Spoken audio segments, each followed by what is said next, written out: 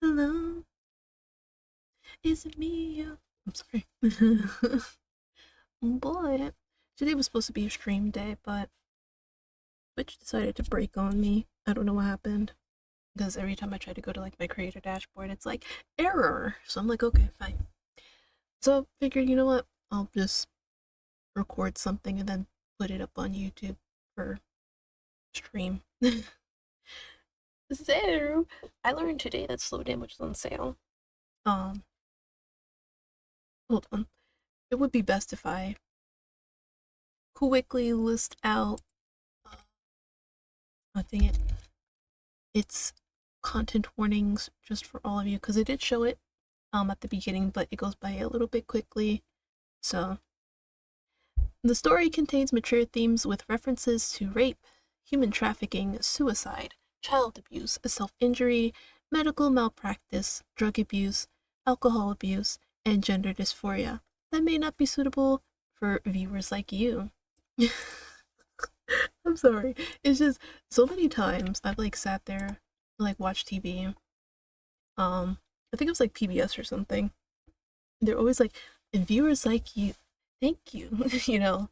So like sometimes I just end up doing that inflection because I've like seen it and heard it so many times. So yeah, if any of what I listed bothers you, do not watch this, okay? And if it bothers you and you still decide to watch this, well, I don't know what to tell you. Alright, so let's get started with slow damage.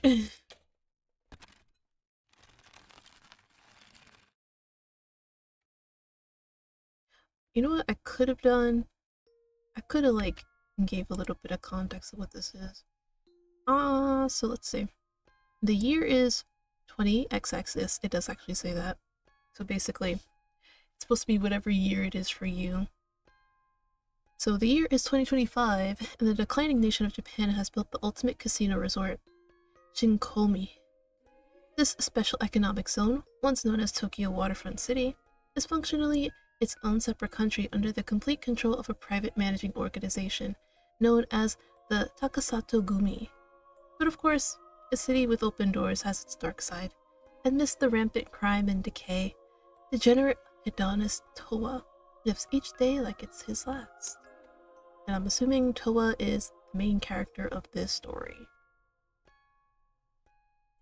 Alright, so story right here.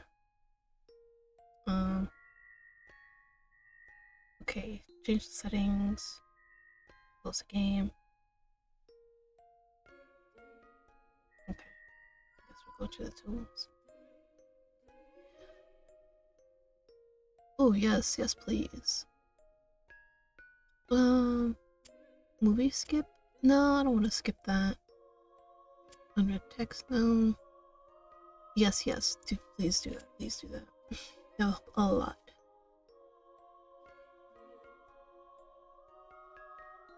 Oh, synchronize text speed with voice? No, cause usually my text speed I like put it at like very fast. Like so fast that like it's just there. But I didn't know they had voice acting, so I think I want to do keep the haha 69 nice. Sorry. How loud is this? Slow damage.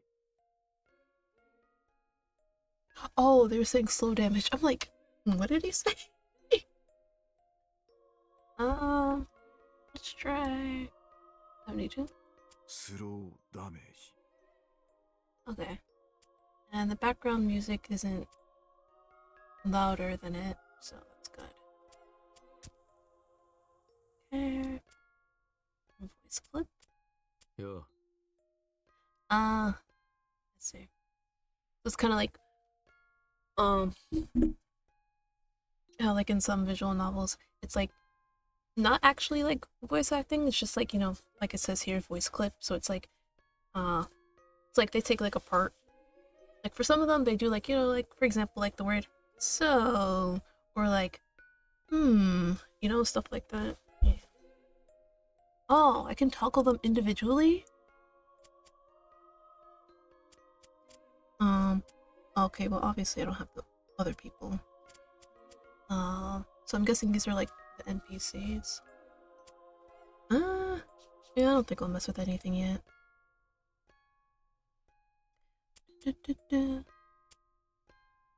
Yeah. Uh, Wait, how do I? Oh, here it is. That's the thing though. Yeah, I think I'll just leave it like this. Yes, please.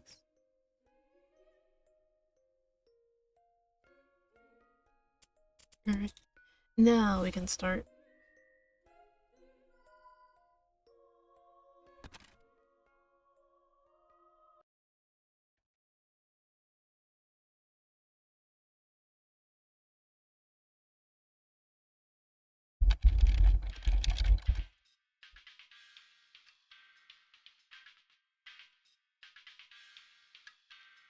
Oh, okay. I mean, yeah, sure, you're welcome. Okay, thanks. So let's see. Before we begin, here's a helpful explanation of the interrogation gameplay segments. You'll need this information because interrogation can be tricky. True! Alright, let me just yoink this off and start a new post-it note, because I'm going to forget. If you guys know me, I forget fairly quickly. Well, you'll be able to skip this tutorial on subsequent playthroughs. Understandable. Let's see, during an interrogation, as you speak to your target, try to fill the euphoria gauge. I would assume so. Let me just write that down anyway. Fill euphoria gauge. Just to be on the safe side. Doing so will progress the story. That's your ultimate objective in every interrogation. Okay.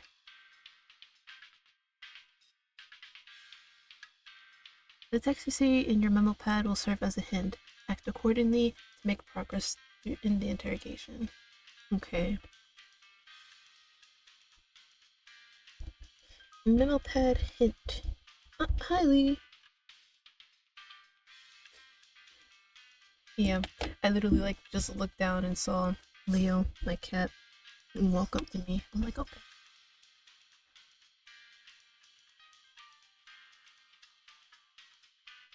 Oh my god, Bello, your color is so loud.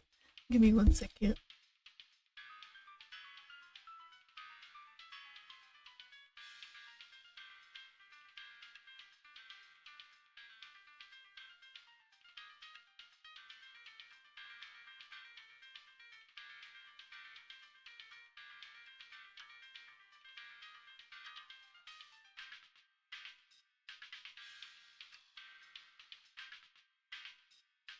Sorry about that. Making sure distractions are limited. Okay, so I did the memo pad hint. That being said, it's only a hint and isn't necessarily always the right choice. So I'll just do does not equal right choice.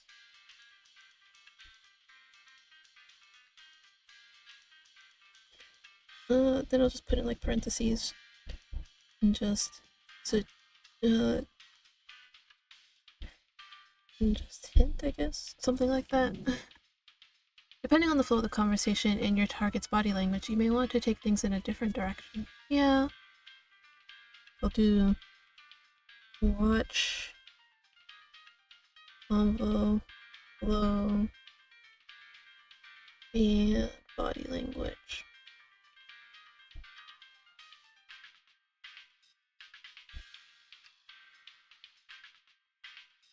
Your choices will determine the outcome, obviously. So that's it.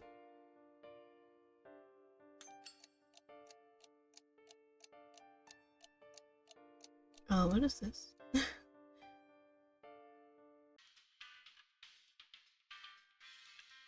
Okay, let's talk about the hourglass and the jagged lines.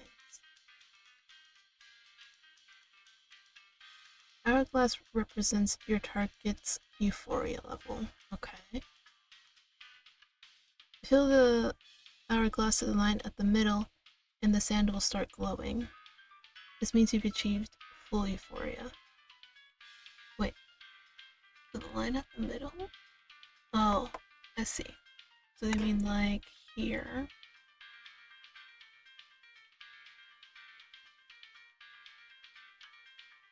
No? I'm confused. Because, like, it's kind of glowing here, right? But it's saying fill it at the middle, and it'll start glowing.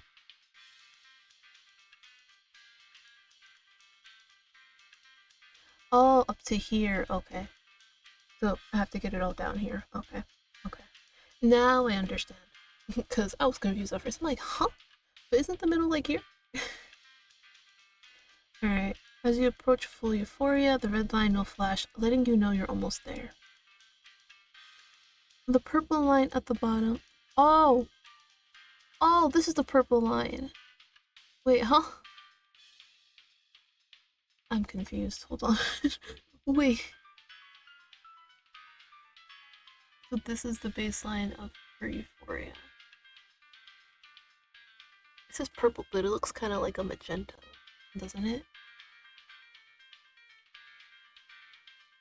If the sand should fall below this line.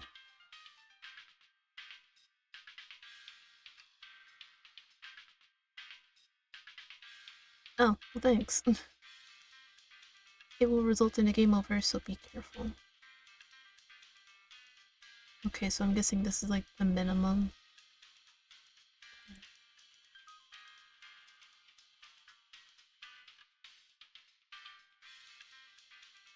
The sand will glow to warn you if you start getting too close. The jagged line represents the target's madness, in other words, their emotional wounds. As their wounds are ripped open, madness will increase. At the at the blue fill line, you will achieve full madness. As you approach, it will start glowing. Wait, where's the blue line?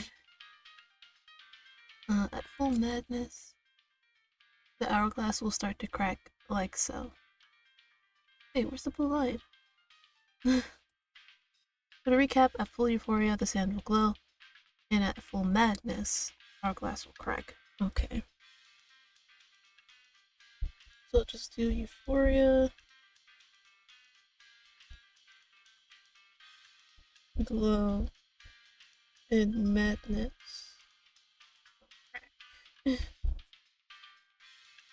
Well, corrects. Okay, but they said like the blue line, but I don't see a blue line. Am I just blind? Is that it?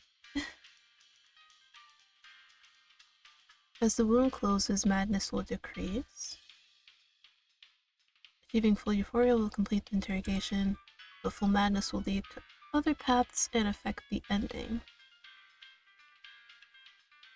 Group branching only occurs during important story scenes, but the results of each interrogation will impact the euphoria and madness of the ones that follow. High euphoria will grant a euphoria bonus. Low madness will inflict a madness penalty.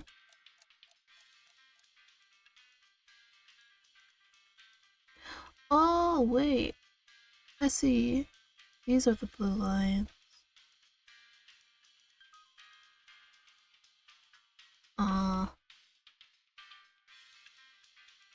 And high madness will grant a madness bonus. Okay, so this is the wound stuff. I see. I'm like, where's the blue line? You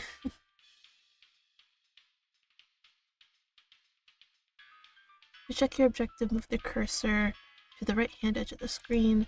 That way you won't forget.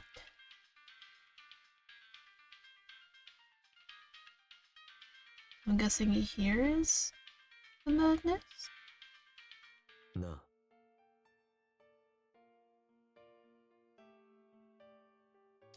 You're the vampire everyone's talking about, right?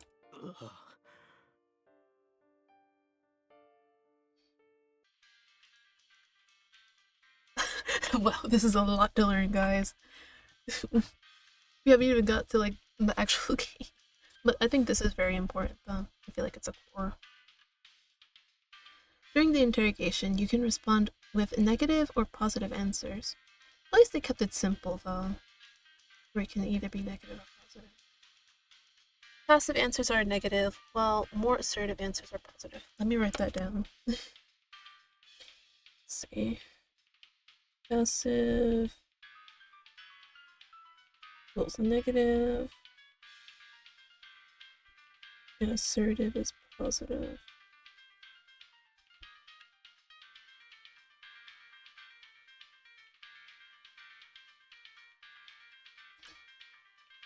This decision will affect your target's euphoria and madness. Your status at the bottom of the screen. Your status is displayed at the bottom of the screen, so he looks miserable, which means maybe you'd want to go negative. As for raising their madness, why don't you give it a try? Well, I'm pretty sure if you want to increase his madness, you'd want to be assertive about it. Respond calmly, press him. Oh. Okay, so it does tell you what kind of, like, reaction it'd give you. What about calmly? そうか。 Deny it all you want, but that's how people see you.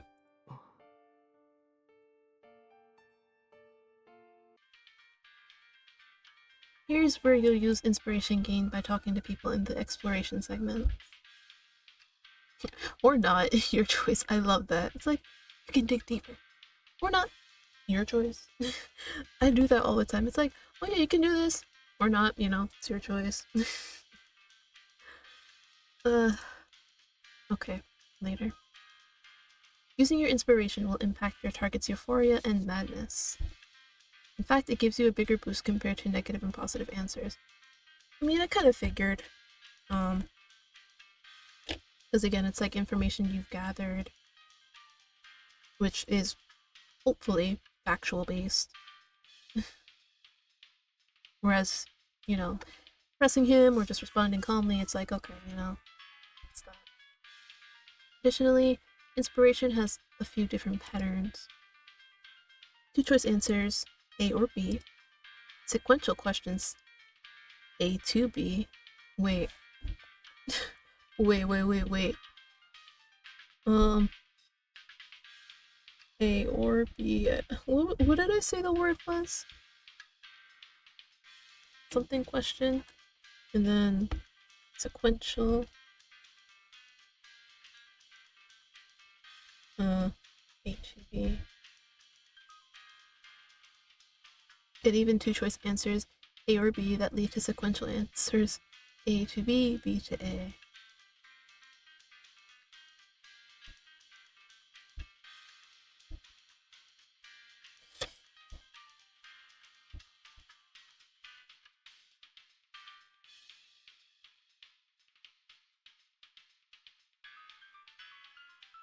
Oh, two choice, that's what it was. Okay.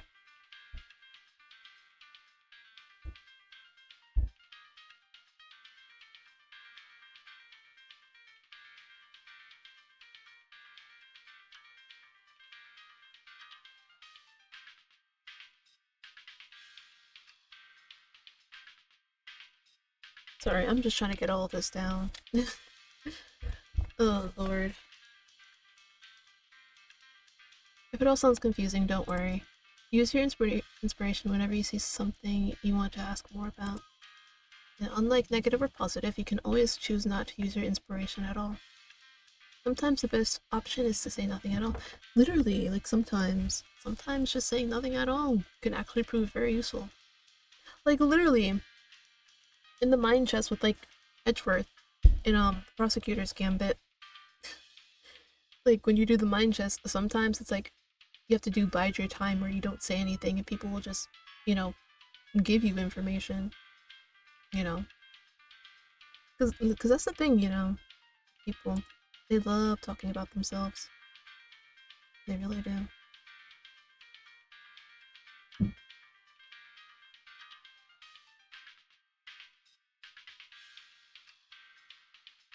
Oh, hold on, give me 1 second.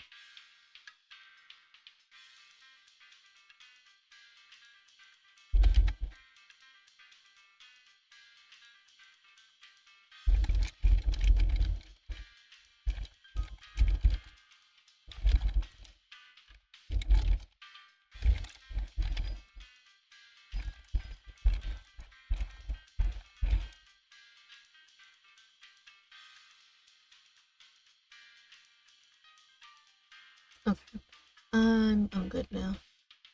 I was just checking some stuff real quick. Alright, now let's try it out. Alright. I want to drink it.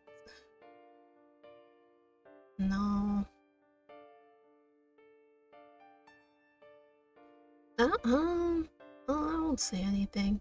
It's like, bro already seems on edge. I don't want to make him feel worse.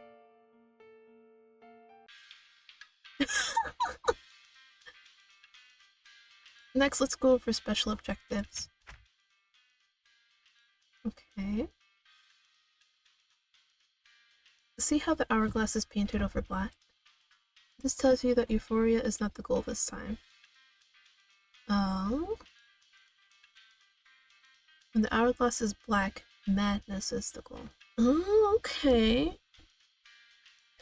Black hourglass equals madness goal.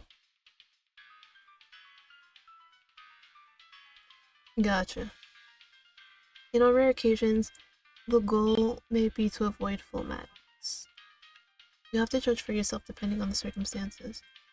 In situations where euphoria is not the goal, don't let the sand fall too low, or it's game over.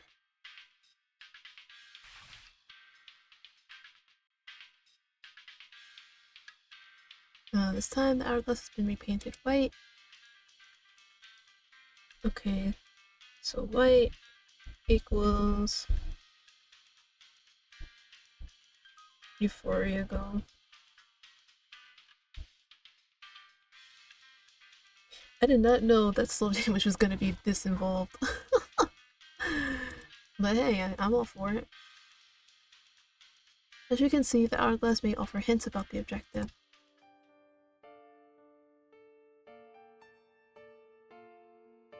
この傷跡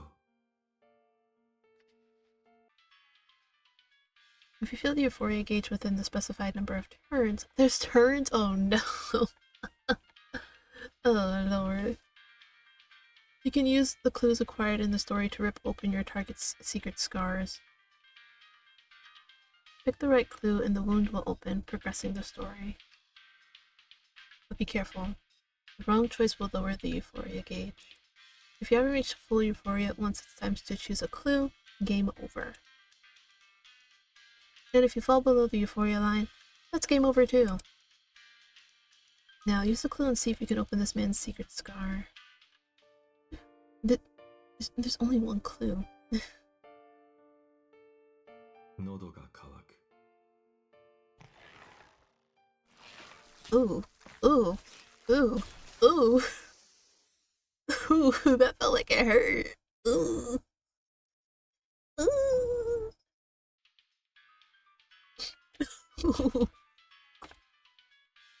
Oh. Well, I know nothing actually happened, but that, ooh, ooh. This concludes the interrogation tutorial. If you ever like a refresher, check the interrogation section of how to play. Oh man, that hurt.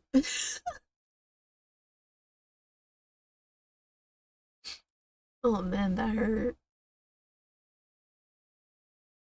Here, let me just close that real quick.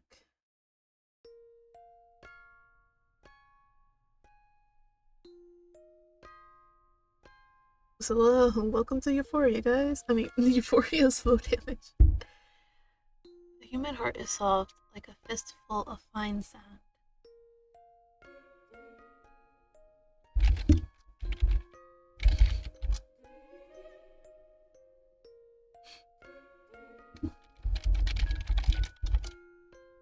You must be very careful with how you handle it. Which is true. Very true.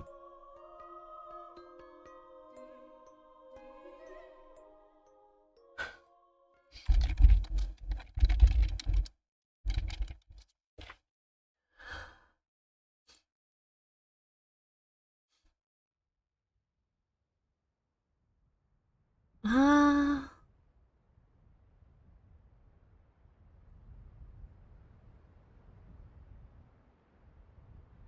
Oh, whoops. Never imagined my wish would come true.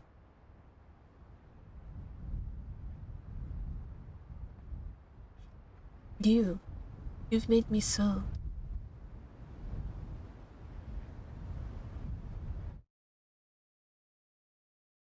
Happy period. I know it's supposed to be read as happy, but if it was meant to be happy, they put it all together. Drip, drip, drip.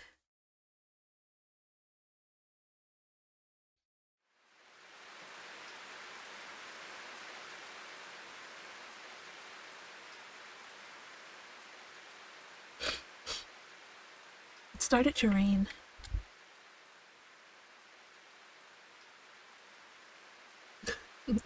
Amazing. Great storytelling. Oh, okay. I have to click. Mindlessly, I moved my brush. Patter of the rain mingled with the faint scratching of paint spreading across the canvas. Sound slowly filled my empty head.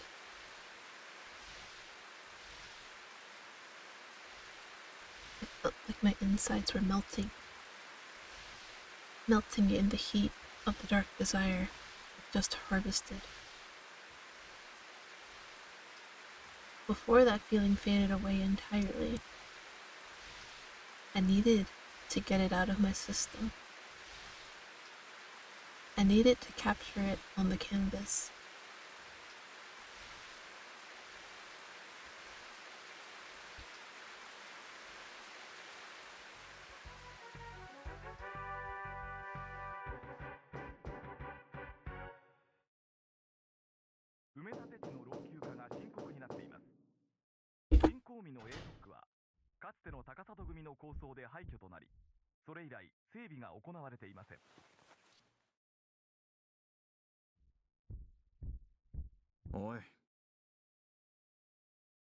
Oh my goodness, I keep forgetting. It's not space.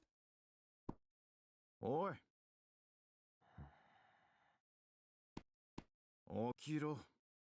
What if I don't want to wake up? いつまで寝てるんだ。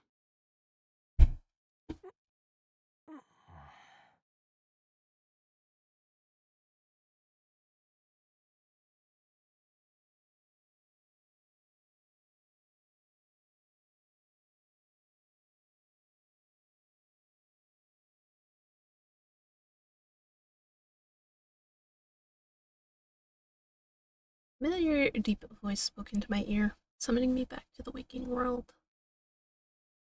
Was it morning? Or closer to noon? Or was it later than that? I'd slept like the dead, and my perception of time was shot. I lifted my head from the sofa where I lay face down. My eyelids were practically glued shut.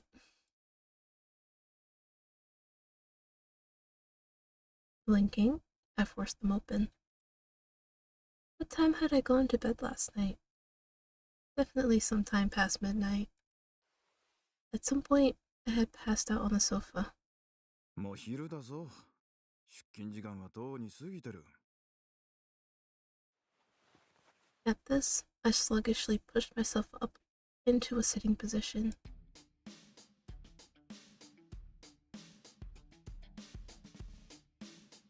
The other man peered closely at me, exuding orange smoke. This was Murase Takuma, or Taku for short. お前な、常々思ってるんだが、本当に働く気があるのか？ああ。おい、ちゃんと目を見て返事しろ。I looked up into Taku's reproachful eyes. His brow was furrowed deeply. あるって。As I spoke, I grabbed a pack of cigarettes off the coffee table, pulled one out, and put it between my lips.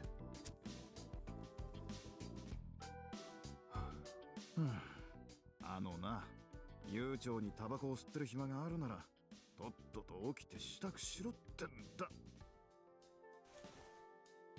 Right as I lit my cigarette and took my first slow drag, Taku reached out and ruffled my hair. I shook my head slightly to knock his hand away.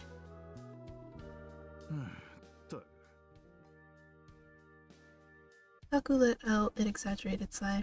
His other arm carried a stack of clean clothes.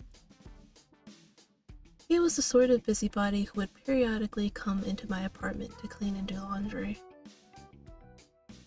According to him, it would turn into a pigsty otherwise, and he was correct.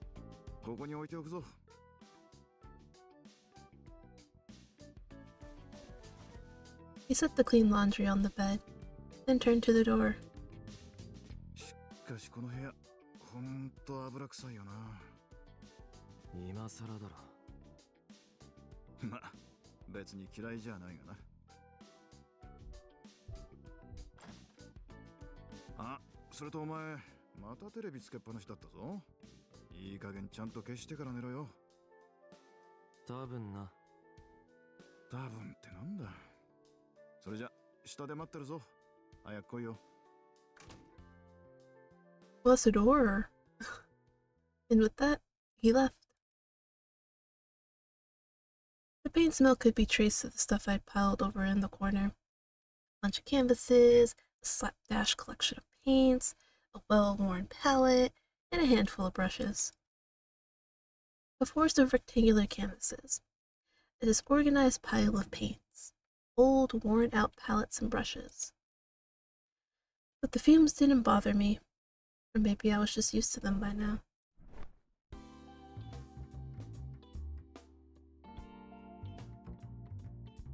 Wow, what a great sight.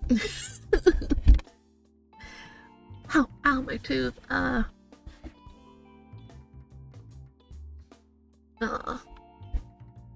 Okay, so y'all see this, right? Is that like a scar?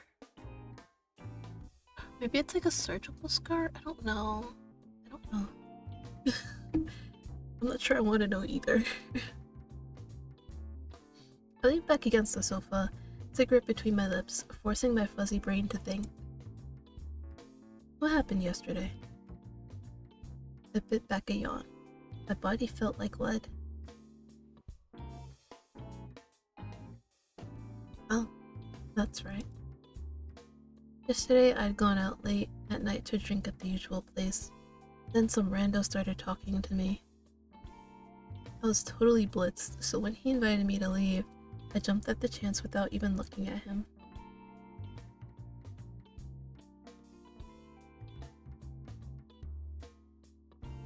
Then he led me into a narrow alley, and, for some reason,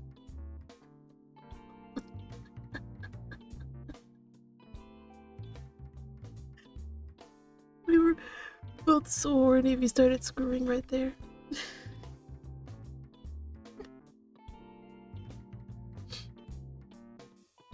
Ugh. Oh god. That was the last thing I expected to read right there, but oh man. Even I couldn't tell you why I was so worked up. Now my back ached from being slammed up against a brick wall. The guy wasn't much of a lay. How old was he? 20s? No, maybe early 30s? Regardless, I must have accidentally taken too many pills when I got home because I slept like a log. It was Taku who prescribed them to me in the first place, since I'd always been kind of an insomniac. On the nights I didn't take them, I'd either have terrifying nightmares, or I'd drift in and out of sleep all night long, sometimes until noon. Last night I was so drunk, I couldn't remember how many I'd taken. Nothing new though. I knew you weren't supposed to take medicine with alcohol in your system. As a result, I always felt like shit. Taku kept telling me to knock it off, but I had no plans to stop. because we're suicidal.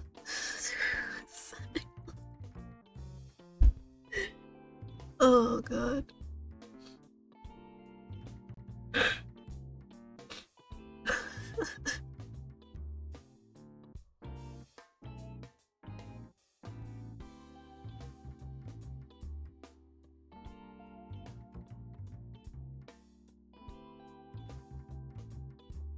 Okay, I'm good now.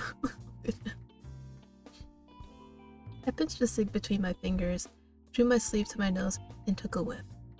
It reeked of booze, smoke, and sweat. Well, considering you banged last night.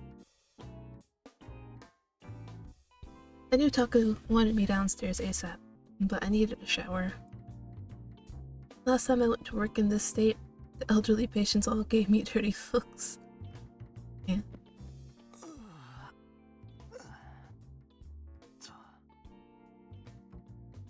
Cigarette in mouth, I rose to my feet and stretched. But then I became aware of my empty stomach. With the idle realization that my body was hungry, I slid my gaze over the table and floor. What I sought wasn't food, but booze. I seem to remember leaving a half-empty bottle somewhere around here, but I couldn't find it. And good, you shouldn't be drinking anyway. Did Taku move it? If so, probably put it back in the fridge. But to me, getting stuff out the fridge was too much effort. He offered me food or alcohol. I took the booze without hesitation. Food never interested me much.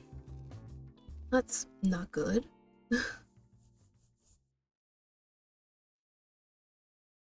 With nothing to drink, my only option was to take one last drag, then crush my cigarette in the ashtray.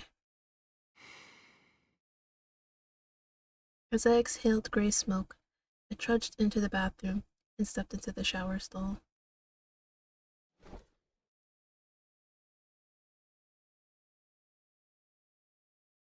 I was about to say, do we get a peek? Guess not.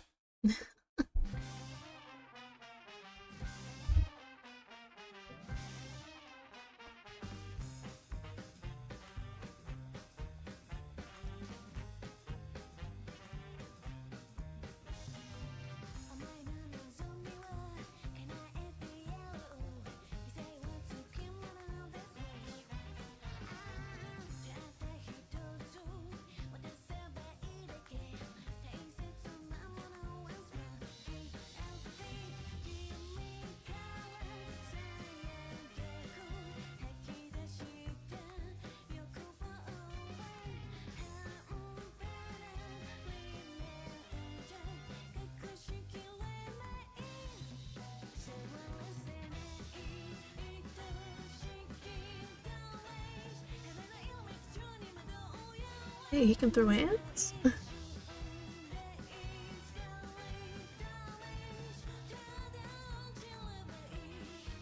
Hmm? Hmm? Hmm? Oh jeez. Oh jeez. Oh. Oh. Okay. I think. Ooh. Okay. Ooh. Ooh.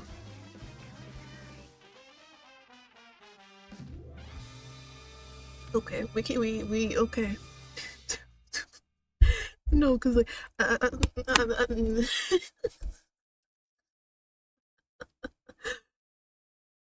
lost my ability to English. Because, like I said, some of them looked a little, you know. Ooh.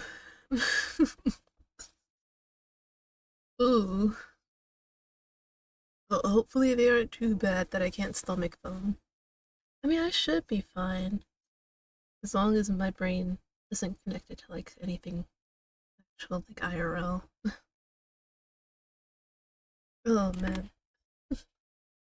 Like, I knew it was gonna have some stuff. I did. But, again, I didn't know, like, what the severity was gonna be like. Alright. Tokyo, in the year 2025. I mean, I know it says 2022 22x. It's supposed to be whatever year you're in. So, 2025.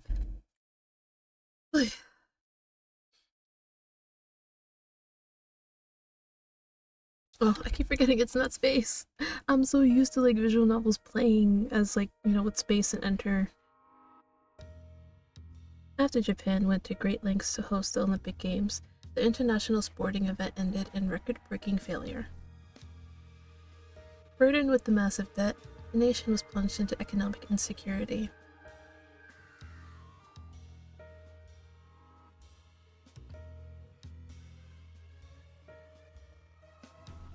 The poverty rate, which had been slowly growing since the late 2010s, showed no signs of abating.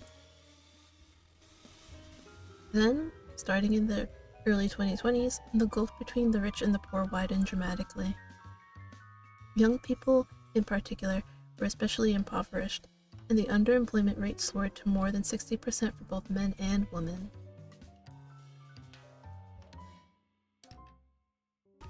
Even with a full-time job, they knew they would be overworked and underpaid, thus the suicide rate shot up. Ooh. Ooh. Also increasing exponentially among young people for the first time ever, homelessness and crime rates. So are they saying older people usually committed crimes? Is that it?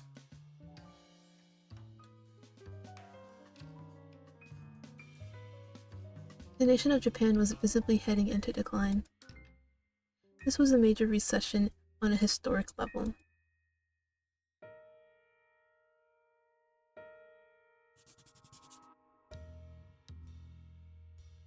The one outlier was Shinkoumi. Sorry. Previously called Tokyo Waterfront City, this was the only part of the country where casinos were legally allowed to operate. Right, because in Japan, you can't gamble. It's illegal to do that. As a result, it was re-established as a special economic zone. But the government's infamous casino bill received criticism on all sides. At the start of construction, the hired contractor, the Takasato Gumi, was suspected of rigging bids for the contract. After a tremendous struggle, they eventually settled on a more realistic proposal. The bill would only legalize small-scale public casinos in specific areas. When the dust settled, all that remained was a steel frame monument on a vacant lot in a community of prostitutes and vagrants.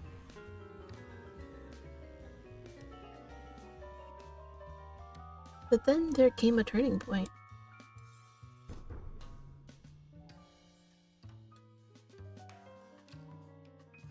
The leader of the Takasato Gumi, Takasato Ryujiro, I'm sorry, I probably said that way too fast. Ryujiro offered to buy the whole thing and take over operations. Everyone assumed it would end in failure, but as it turned out, he received a great deal of funding behind the scenes. In this dark era, the people wanted someone to change things, so they clung to the first ray of hope they thought they saw. Plagued with crushing national debt and a dying economy, the government had no other option. A short time later, after an agonizing debate, the Takasato Gumi was given full control of the Shinkoumi development and operations. Jeez. Here I thought my Japanese would be better. None opposed the subsequent amendment to the casino bill, which slashed the public-only requirement.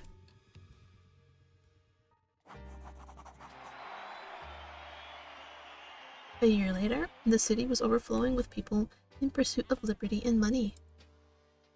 Lured in by the all-encompassing resort facilities, international tourism increased by 60%. And so, Shinkoumi became known as Japan's biggest casino resort. Office buildings and recreational attractions sprang up one after another, creating a massive entertainment district. Next came the residential and business districts, and after that, the Shinkoumi became the one bright spot amidst the devastating depression. Meanwhile, it required a certain amount of aggressive force to control a world full of unspoken rules.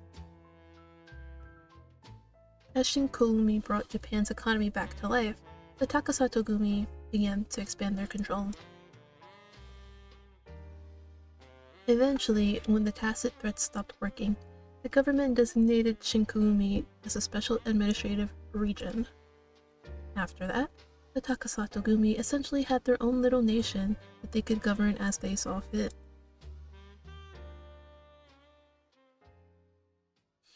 But this slapdash prosperity was never destined to last long. Everything began to decline at a slow, leisurely pace. Now, more than a decade later, in the year... I'm still gonna call it 2025. I know. It's supposed to be like the future, like, I don't know, 2080. Oh wait, no. Technically it's supposed to be 2035.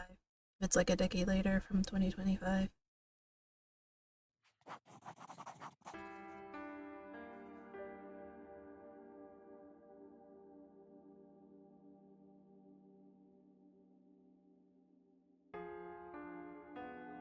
The generation born during whoa, English. The generation born during the decline of the early 21st century were henceforth called hapless children. Day in and day out, they traveled to the business district either to forget their chronic depression or earn enough money to eat that day. Damn. I really hope this doesn't happen to any country at all. I really hope not. The casino industry was still thriving, but the bubble had burst. And as Shinkuumi started to decay, criminal activity became more common. Nevertheless, with one last shred of hope in their hearts, they lingered in this lawless town.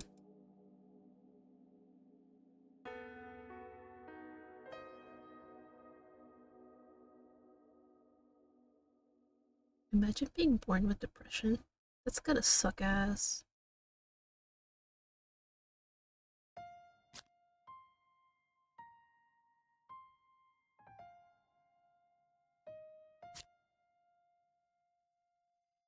It's no use. This just isn't enough. Not anymore.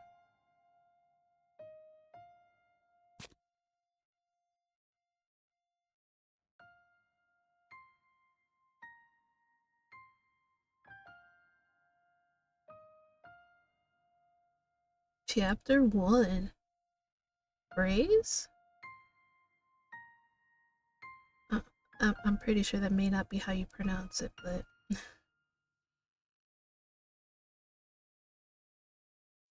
think it's the first time I've ever seen that word. On a quiet corner of a residential block, Murase Clinic stood concealed among the rows of prefab houses. This tiny clinic first opened 7 years ago, privately owned and operated by Murase Takuma himself. Specializing in internal medicine, dermatology, and gastroenterology, Dr. Murase had an upstanding reputation that attracted patients not just from the local neighborhood, but workers from the business district too. The clinic opened its doors somewhat late at 10 a.m. That's late? I consider opening late like 11, 12. I consider that late. Then it's still early. But I know there are some businesses that open at like 7 a.m. Which I say is insane. I could never be up at that time, ever.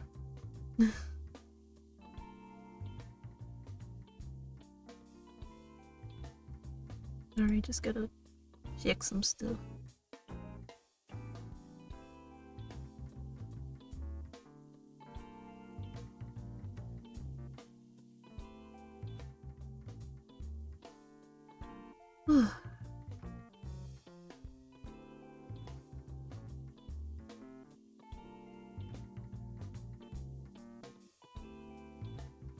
Okay, all G now. From 1:30 p.m. to 4 p.m., Taku would take a long lunch, and then after he got back, he'd stay open until 1 a.m. It's crazy. It never. His unusual hours were daily appreciated by night workers who couldn't find time to go to the doctor otherwise. I had a part-time job here at this clinic. In exchange for low wages, Taku let me sleep in the apartment upstairs on the top floor of the clinic. Actually, that does sound like a good deal. Oh, you leaving late? Leo. Hold on, let me go check to see what's got this cat roaming.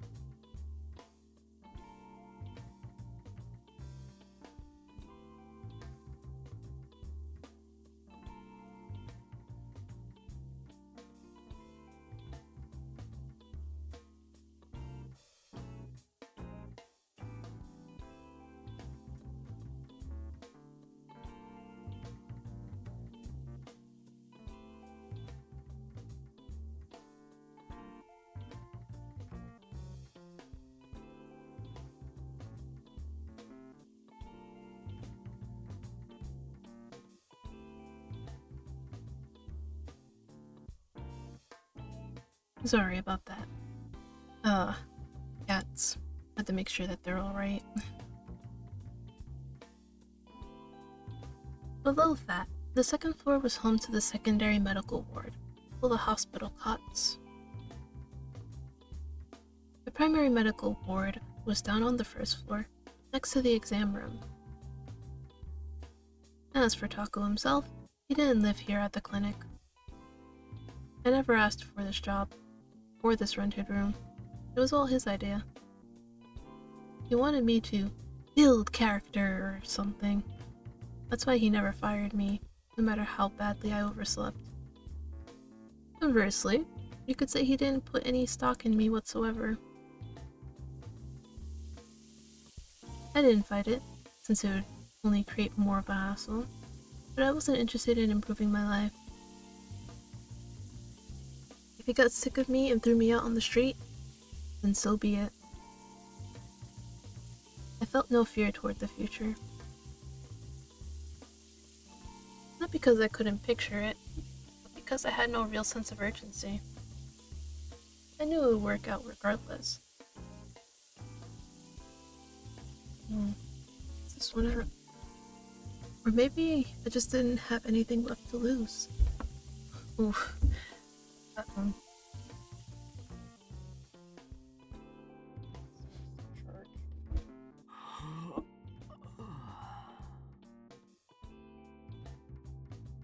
As soon as I walked out of the bathroom, a yawn escaped my lips.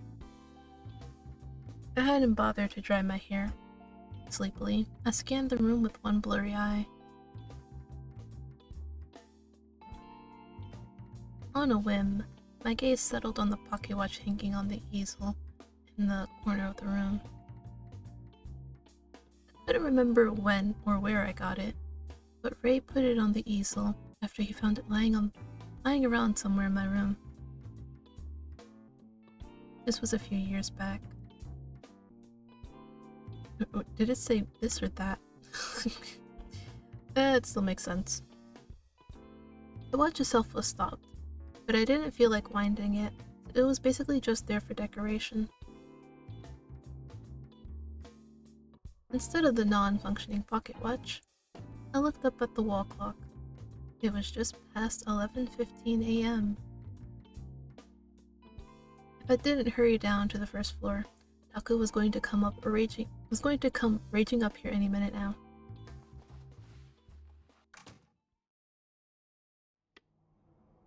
I got dressed and left the apartment without bothering to lock it behind me.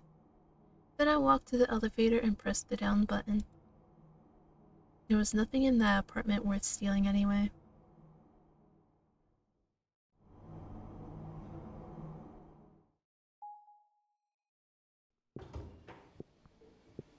Oh my god, look at the people.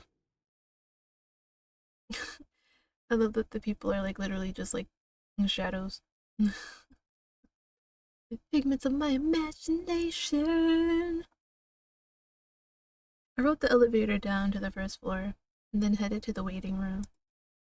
Sitting at the reception desk where I worked was an uptight guy by the name of Arimura Tsukasa. He does look uptight. He does. When he spotted me, he scowled, rose to his feet, and left the desk. The look on his face screamed, "You're late." Technically, I was supposed to be covering the reception desk, but Arimura must have come in to cover for me. This happened on occasion, and that occasion happened a lot. An aura of faded blue swayed around Arimura. I called this colorful aura smoke. Apparently only I could see it. Each person had their own uniquely colored smoke, which shifted depending on their mental state. The most obvious change happened when someone was angry. The color would get muddy. I couldn't see my own smoke, however. No clue when I first started seeing it. From what I could remember, I used to think everyone could see it. Once I found out that wasn't the case, I stopped telling people about it. As you usually do when you can see things other people can't.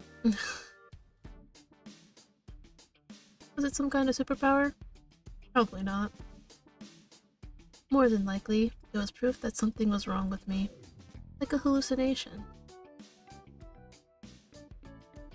Leo? I guess he's still hiding. I don't know what's wrong with the cat. Hence, I generally didn't give it much thought. Yo, My god, he's wearing scrubs. I called out to Arimura in spite of his resting bitch face. Whoever translated this into English, bless you. Bless you. He was the most reliable nurse Murase Clinic had. Whenever his shift ended, he would go downtown to go drinking at a gay bar. As you do. Apparently I wasn't his type. I mean...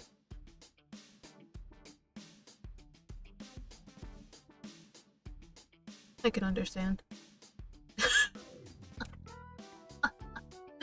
Oh my god. Oh my god.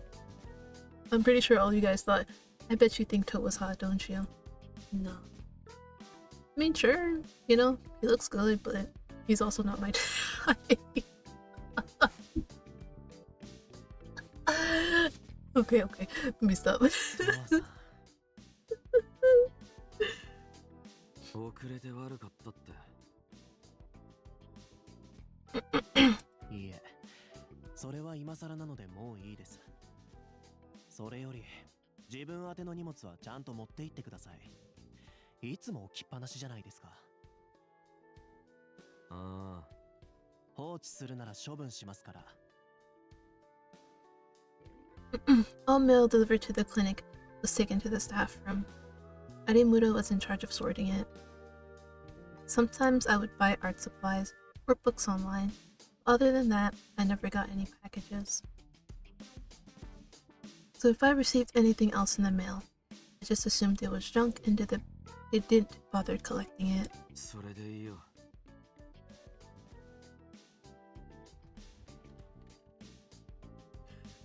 His eyes narrowed even further, but I ignored him and stepped into the staff room. The reception desk and staff room were divided by a single curtain. Ah, not the fluorescent lights! Oh man.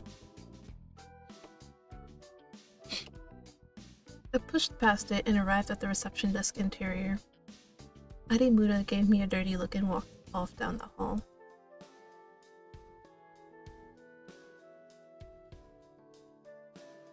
From here on, I would spend the next few hours bored out of my skull. Yo.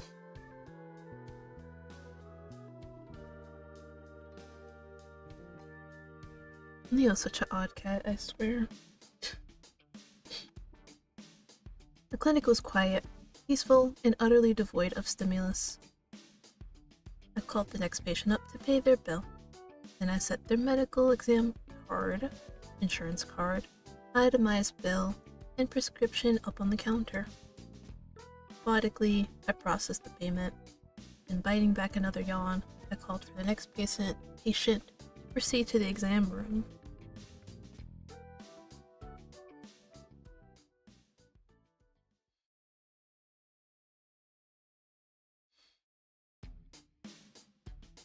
Ah, the fluorescent lights! Today my shift ended in the afternoon, so I headed back to my apartment. I lounged lazily on the sofa for a while. Then, after the clinic closed, I headed back downstairs.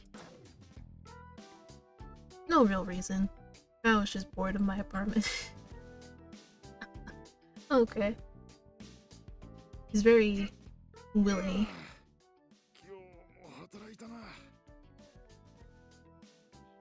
As I sat slumped on a bench in the empty waiting room, Aku walked out from the hallway, his orange smoke hanging over him. Ooh, was that supposed to be the sound of bones cracking? Holy. That did not sound good. Stretching his arms up, he turned his head from side to side, cracking his neck so loudly I half wondered if he broke something. I swear I do that too when I crack my neck. I feel like sometimes it's so loud that I maybe broke something. Oh my god. I think sometimes it gets caught on my mic when I do it. If I probably happen to be too close to my mic when I do it. Oh man.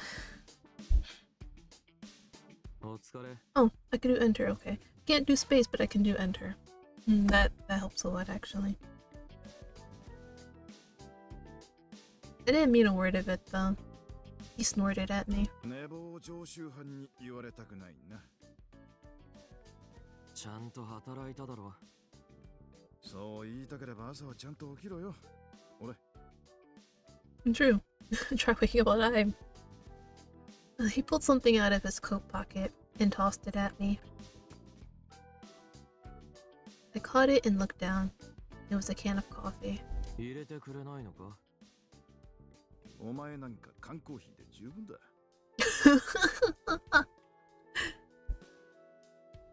That being said, he was still treating me to a free drink as a token of his appreciation. Taku bought canned coffee in bulk and kept the staff room fridge stocked at all times for this exact reason. Sometimes when he was feeling up to it, he'd make fresh coffee instead, but for the most part, he took the faster, easier option. 備品の発注と掃除終わりました。 Right as I cracked open the can, the exam room door opened and a bubbly voice rang out.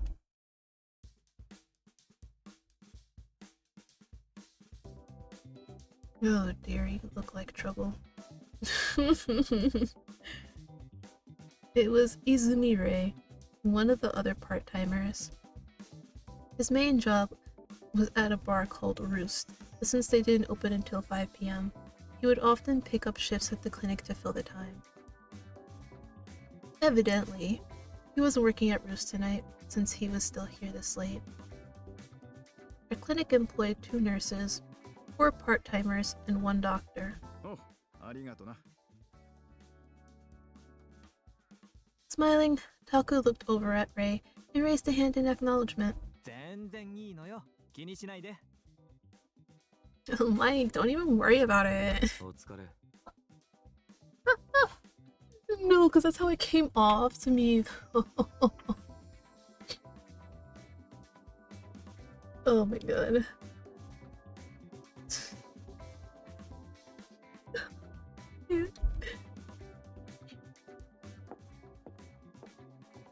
But as soon as Rei laid eyes on me, he stormed right over to me. ちょっと。 Hi. あんた今日も寝坊したでしょ。有村君に仕事を押し付けて。 Oh my goodness. Okay. I didn't even get to finish reading that, but hey, it's alright. 開き直らないの。寝坊は寝坊よ。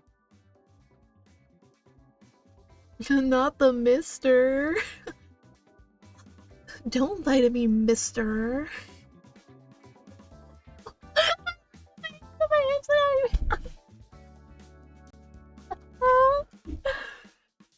Oh my god. I totally didn't even read this yet, and I literally put my hands on my hips too. Put his hands on his hips and scolded me like he was my mom. But his smoke was a bright yellow, and since it wasn't swaying, I could tell he wasn't really that angry.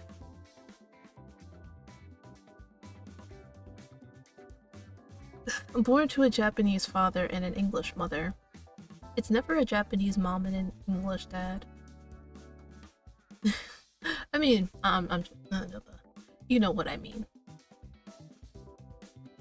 Well, I mean, actually, if you think about it, in Manga's case from Skate Infinity, his mom was Japanese and his dad was Canadian? Yeah, Canadian. Okay. But back in the day, usually the Japanese dad, English mom. Okay. Born to a Japanese father and an English mother, he had a well-sculpted face. Because of this, he was wildly popular with our patients, particularly women. I mean, obviously the gays too. もう、あんまり迷惑かけないようにしてよね。有村君、とっても真面目に働いてくれてるんだから。そうだそうだ。もっと言ってやれ。 Oh no, he talks in slang. I wouldn't be surprised if he goes like OMG, LOL. Because he literally just went FYI. Taco leaned back against the reception counter and cracked open his can with a smirk. Believe it or not, he was pretty well liked too. Hiding beneath that stubble and post-work fatigue was a manly, rough-hewn face. Plus the patients all praised his warm bedside manner. To them, his messy hair and stubble was rugged rather than lazy. Weird how this somehow never applied to me though. I added the で、そういや有村君は帰ったか？とっくの昔に。そうか。今日はいつもより長く入ってくれて助かったよ、レイ。ありがとな。Trying to get a feel of like their body proportions. I don't know why, but it's like I feel like Ray's head is smaller than his body. Maybe it's like the pose he's doing. Maybe it's that. Maybe it's the angle. But you know. どういたしまして。お礼はスイーツでもいいのよ。ファミレスのパフェでいいか？オッケー。Well, look at the two of them going on a date. As I watched their conversation from the sidelines, my gaze drifted to Taku. 疲れてるな。ん？疲れてる。顔が。おう。Grimacing, he touched his cheek and sighed. Granted, he always looked tired, but lately it was more noticeable than ever. 何？疲れてるの？寝不足？それもあるが、気疲れだ。It'd be like that, man. Some days you're just really drained. 気疲れ？ Ooh. That's the worst kind. Like, being physically drained is like, oh yeah, I can just get over that easy peasy. Kind of. But mentally, oh man. It's like, it feels like almost everything you just kind of want to like check the fuck out, you know? I mean, I would know.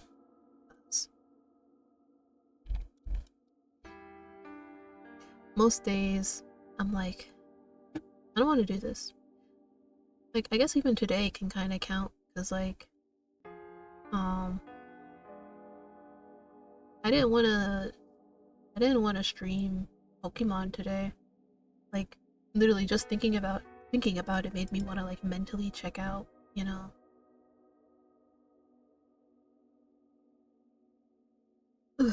So yeah, I do get it though, you know? Like some days it's just, I don't want to do this, I don't want to do that. I'm just so tired. It's like, you know, you're tired but you're not. Like, I get that so much. That I'm just like tired, but like not physically tired. Cause like, you know, it's like sometimes, you're just tired of using your head, being around people and just everything. Ah!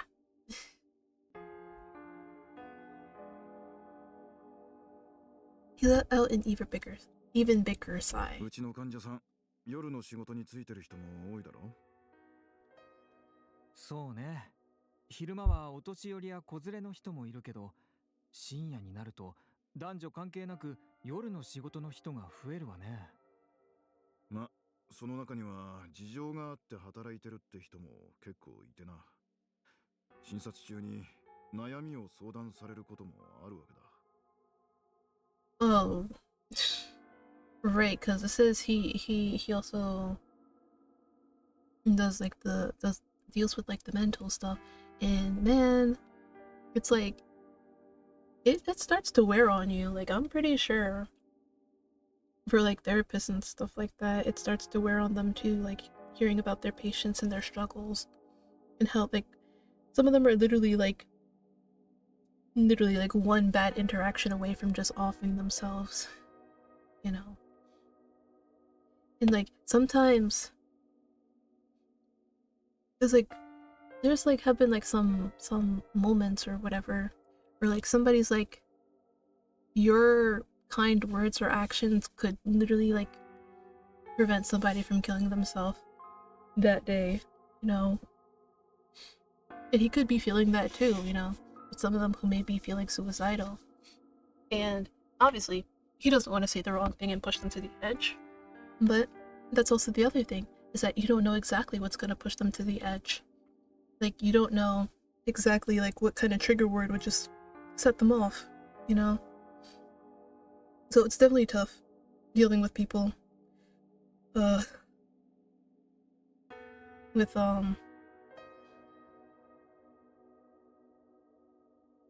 baggage, basically. Especially of the mental kind.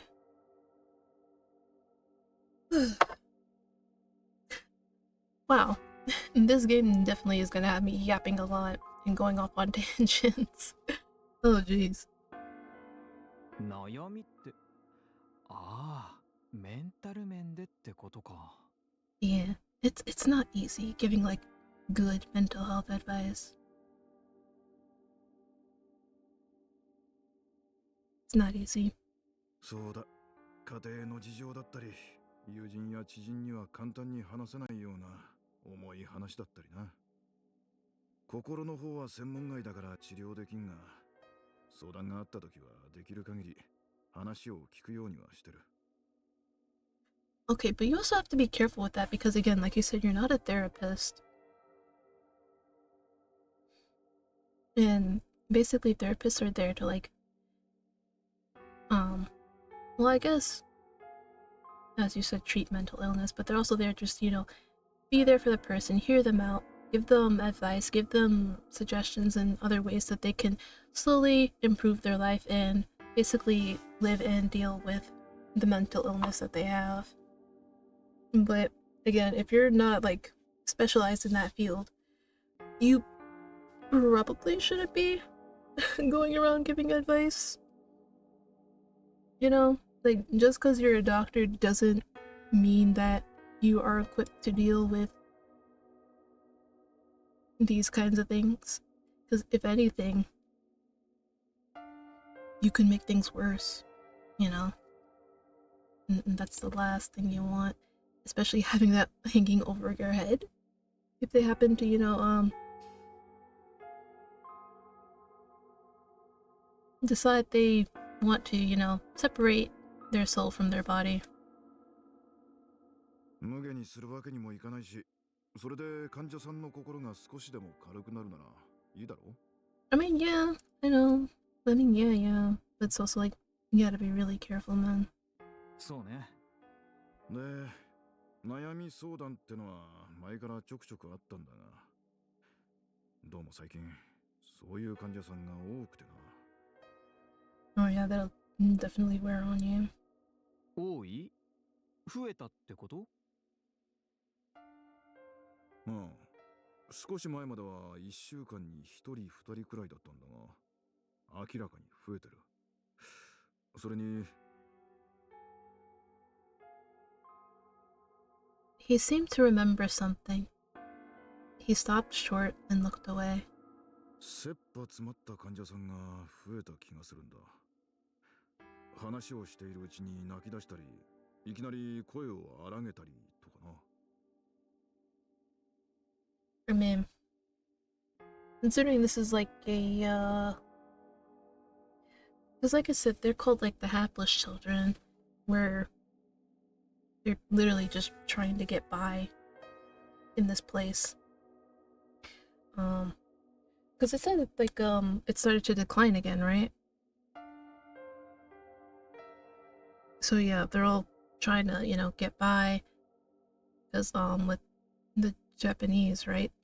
They're collective focused and they highly value family, right?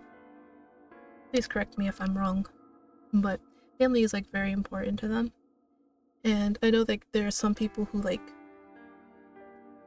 well, not that I know people personally, but like I know it's kind of like a common thing where if you're like from rural places, some the kids would like go work in the city, send some money home to their parents, you know, stuff like that.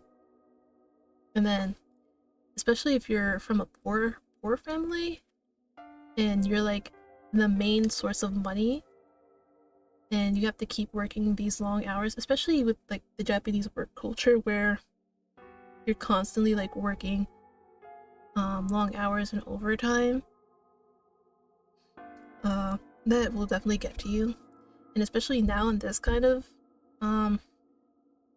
economy and just basically situation where basically almost anything goes in this lawless town because the Takasato Gumi makes all the rules. It's probably even harder. And sometimes people are just like, I can't take this anymore. I can't. Like, I just can't. たまに診察室から怒鳴り声が聞こえてくるけど、あれってそういうことだったんだ。できることならメンタルケアもしてやりたいとは思うんだが、そうもいかないからな。You can't, like, hire somebody who dabbles in mental health?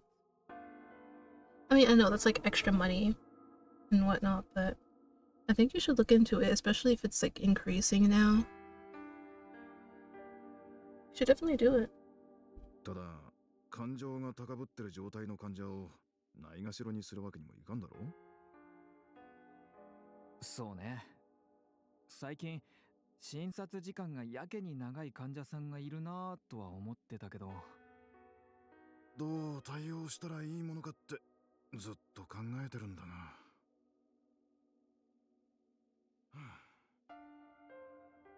Rubbing the back of his hand, Taku let out his third sigh of the night.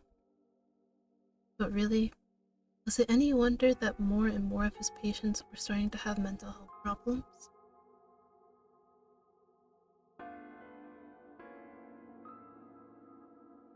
Over the past decade, Japan's younger generation had been plunged into extreme poverty.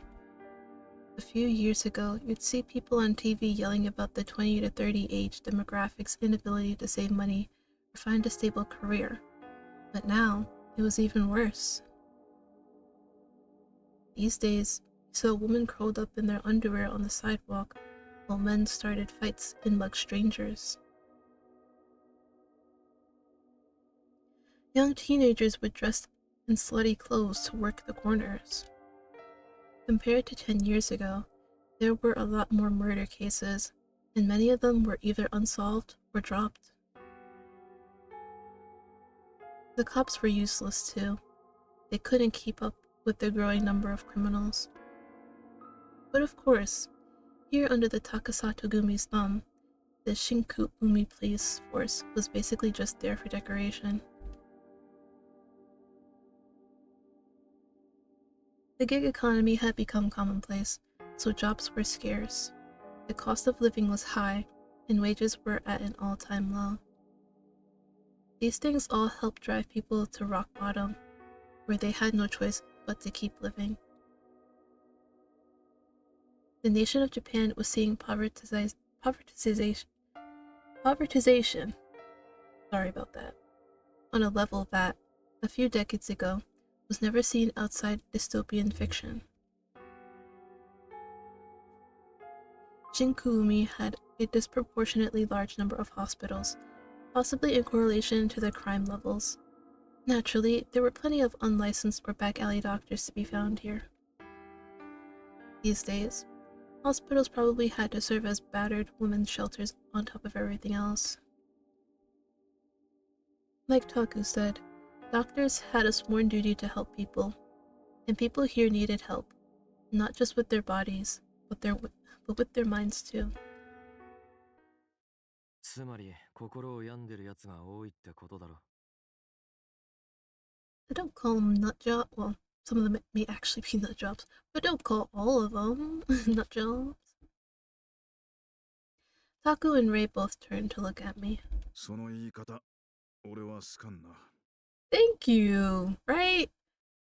They're not nut jobs, they're just people under a lot of stress.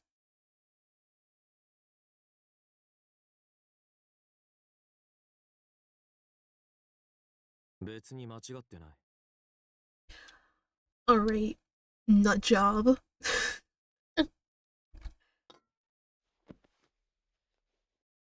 I downed my coffee, set the empty can on the floor, and rose to my feet.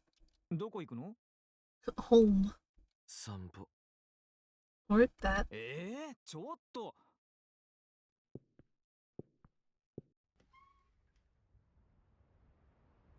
But I ignored Ray's frustrated retort, walked to the front door, and left the building. Exhaling white fog into the cold air, I reached into the back pocket of my pants and pulled out my cigarettes. I'd forgotten to grab a coat, but I was too lazy to go back and get one, so I figured I'd be fine. As I walked down the dirty sidewalk, I put a cigarette between my lips and lit it. Oh, my eyes. And Shinkumi, and Shinkoumi. The nights were long. If anything, it had only just begun. Like usual, I stumbled around town on a whim, looking for a one-night stand. Not because I was especially lonely or sought another human's warmth or anything like that. I felt no love, no passion, no desire. All of my emotions had rusted over. Sex was just the only way I could feel anything at all. Well, not the only way. The other way was through violence, fistfight. But what I wanted was an all-out brawl, enough to kill me. And I knew there were very few people in this world capable of that. Most people I fought had held back, even just subconsciously, afraid to hurt me beyond a certain threshold. Thus, there was no point in looking for someone special. Generally speaking, I felt very little in the way of standard human emotions. No idea when it started, but I probably wasn't born like this. Sometimes I got irritated when people nagged me too much. For the most part, I held it in. Other people seemed to see me as an unfeeling monster. But in the rare moments that I was overcome with powerful impulses, blank or beaten, that was when I truly felt joy. I had to do that because, you know, YouTube. And while many were too scared to enact violence directly, there were plenty in this town that loved to hurt people on the inside. You know what? I'm actually gonna have to go back and blur that out. Now that I'm thinking about it. There were plenty of people in this town that loved to hurt people on the inside. So yeah, I had a lot of hookups. If you asked me if I like sex, I would say yes. But I wasn't interested in learning about the person attached to the dick. Nor did I feel like telling them about me. You know what? Fair. I just wanted them to use me like a fuck toy, then throw me away. That was the compromise I was willing to make.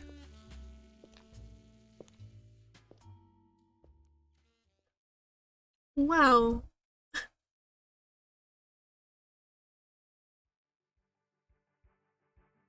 That's something. The next day, I didn't work at the clinic, so I slept in until noon.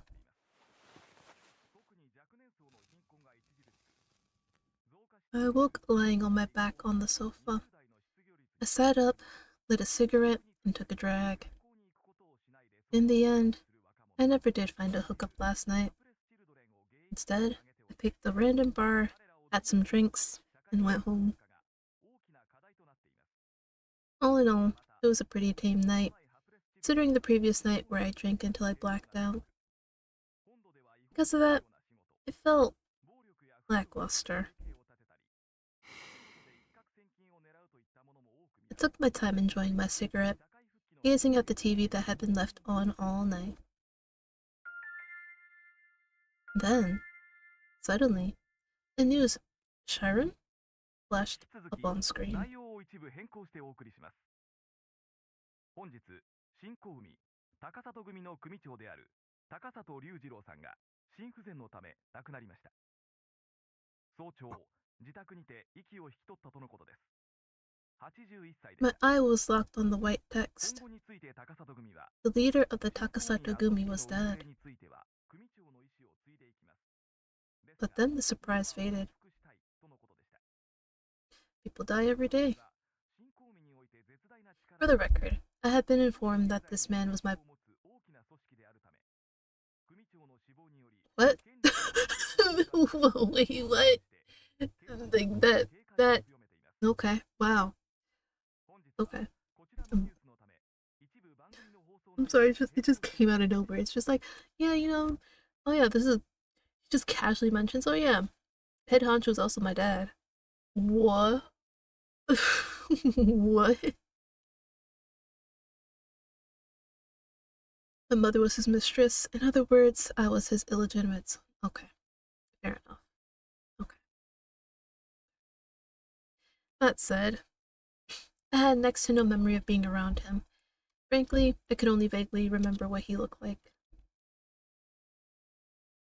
So I didn't have much an emotional response to the news of his passing. Just sort of, oh, he died. I looked away from the TV and leaned back against the sofa.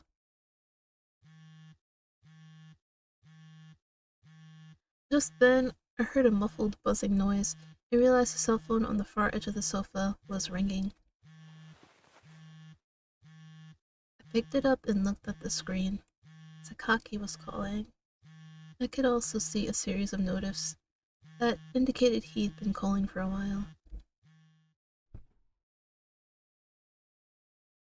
He probably wanted to talk about my father, and if so, I wasn't interested. I dropped the phone back onto the sofa without answering it. Cigarette dangling from my lips, I stared up at the ceiling. I had no real plans for today. Maybe I'd wander around downtown. With that thought, I took a long, deep drag.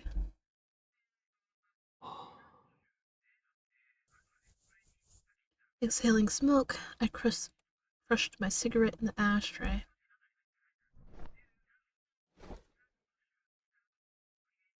Then I rose to my feet and pulled on my coat.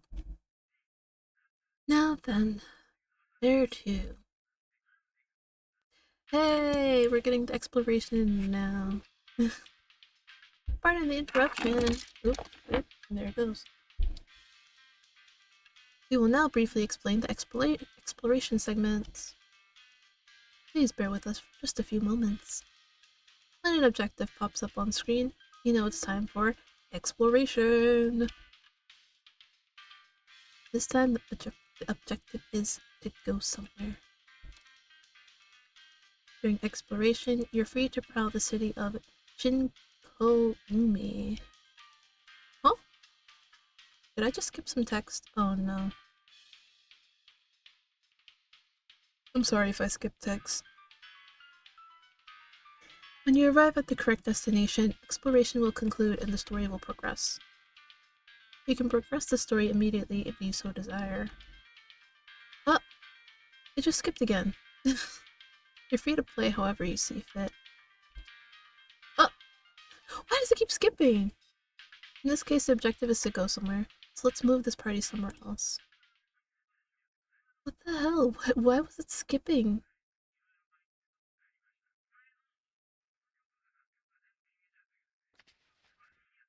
Okay, so this is people.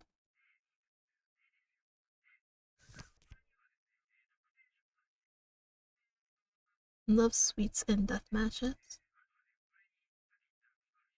Uh-huh. It hates me. I love that. I love that for you. Okay, there's nothing in here.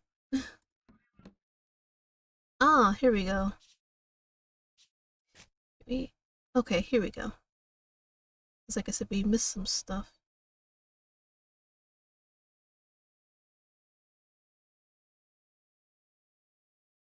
So you can go places, talk to people, and learn about the city. Or you can explore the city first before you continue. Wait, no, wait. To check your objective, move the cursor to the right hand edge of the screen. Okay. Like I said, I knew we were missing some stuff. Oh wait. I'm like, I should be able to save. Alright. Okay. Let's move.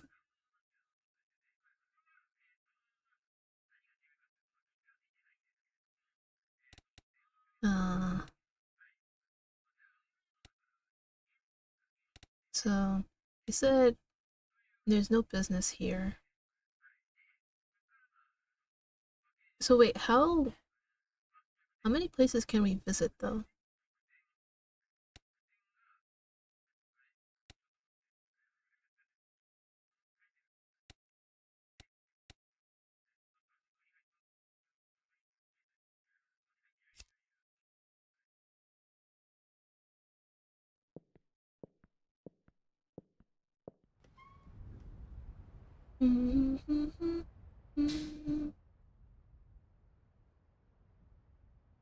Yes, you told us that already.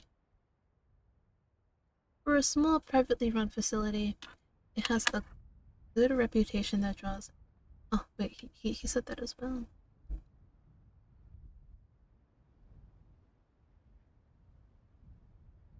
Yeah, hold on. Okay. In general, Shinkoumi has a lot of hospitals. Most of them are either single rooms or large-scale facilities. So in that sense, a standalone building like Murase Clinic is apparently rather unusual.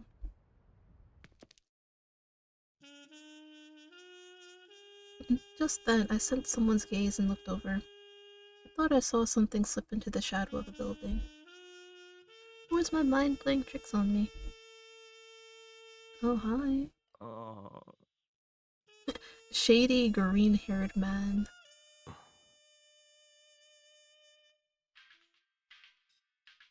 Okay. Okay. Let's yap. You know me? Uh-oh. Let's see, when you talk, the hourglass and jagged lines will appear.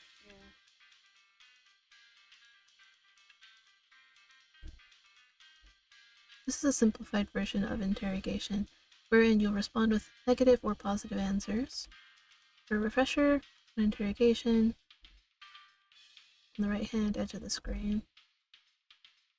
You can see it says Euphoria up. Unlike real interrogation segments, expiration charts show the results of negative and positive answers and events. I mean, obviously. You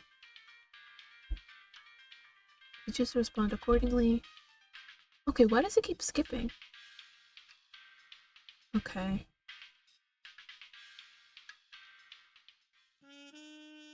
Oh, so basically tell you. So is this the line we wanna get to? Or does it not matter?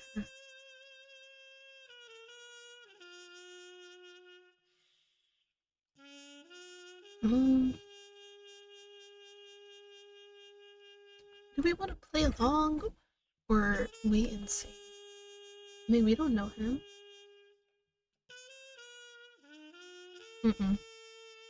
Probably worse to play along though. ネガティブに。え？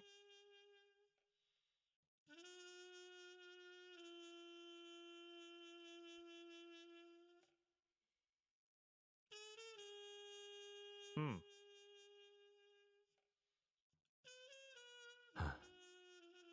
Maybe.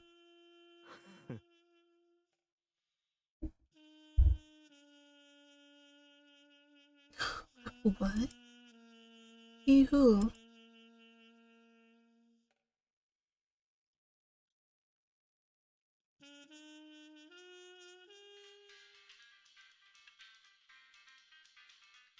There's no inspiration to be gained this time around. Some exploration segments offer it, while others don't. You'll be able to tell the difference based on the objective. Oh, I mean that's fair. Red text means it's a special segment where no inspiration is available. The blue text means inspiration is out there, It's waiting to be found. You'll see blue text most often. Red text is less common. But because this is a tutorial, it counts as a special exploration.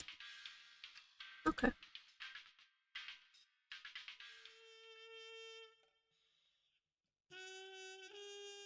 I don't think there's anything else to talk to them about, right?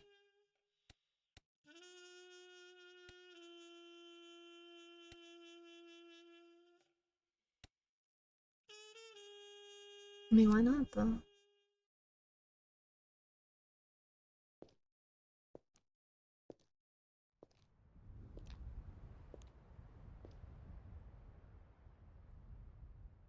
This is District E's residential area.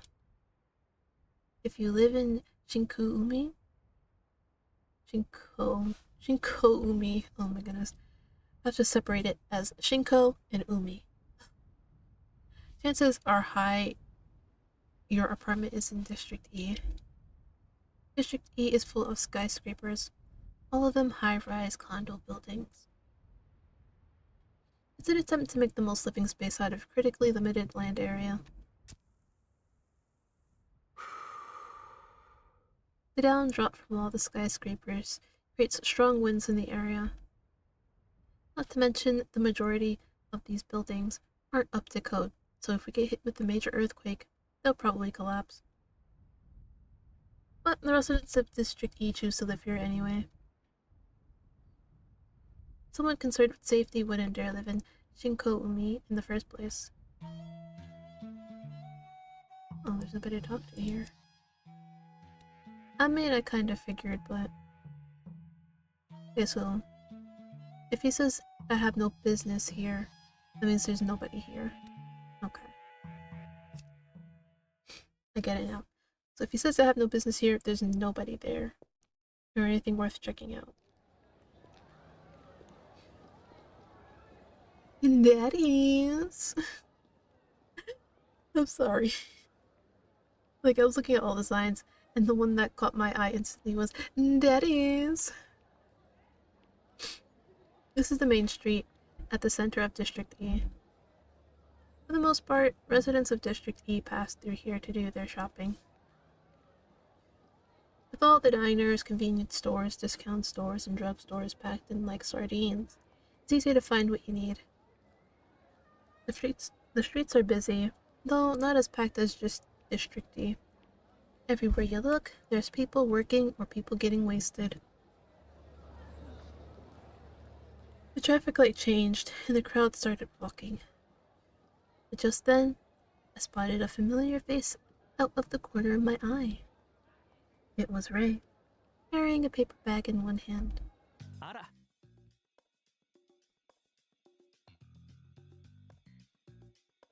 Yo. I'm just wandering. And you? Well, I mean, not at you. Because my mind keeps thinking etu, which is Andio.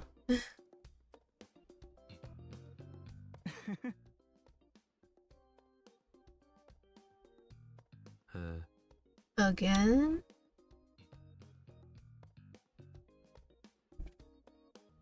Alright. Might as well yuck it up. ね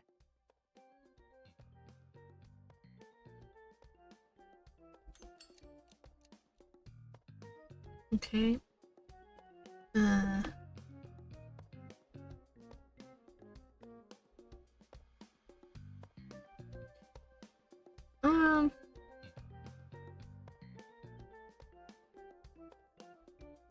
Did we eat anything? Because I don't remember him. Well, I mean, I guess they didn't mention it because... You know what? Let's say we ate a little. Because I want this man to eat ポジティブに。ああ。a little. え Just a bite. やった Yeah, it is. Because bro said I don't eat.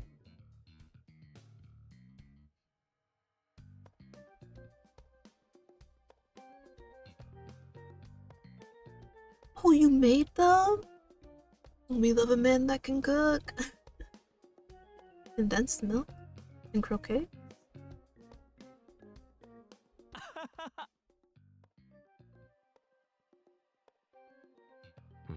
Well, yeah. 戻らなくっちゃ。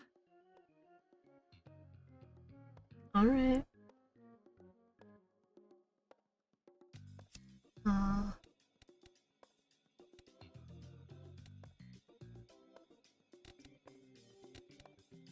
There's nothing else I can talk to him about, right? Yeah, okay. Which means...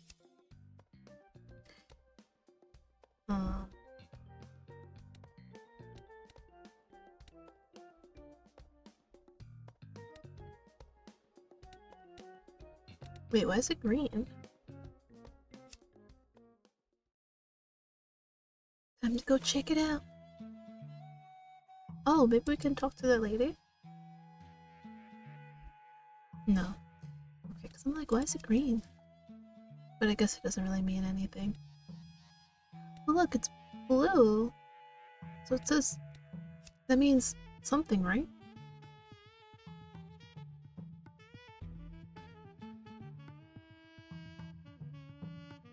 Sorry, give me one moment. Got to blow thy nose.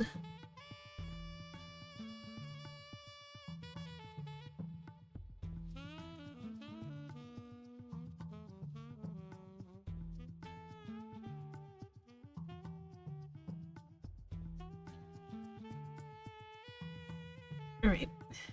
Okay, but I'm confused though. Because, like, if you see, it's like blue, right? But these aren't blue. Which means that there's something here, no? Like inspiration?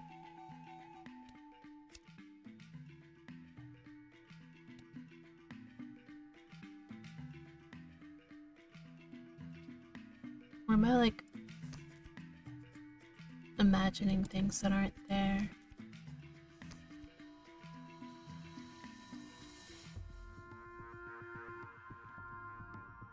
I have nothing on my palette.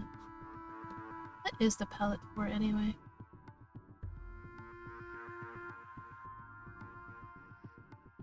Yeah, I'm trying to click to see if, like, anything happens. But I guess not. I like that the people are, like, fading in and out though, that's so cool. It gives it a little bit of life. But yeah, he's gone. Let me see what happens if I keep talking.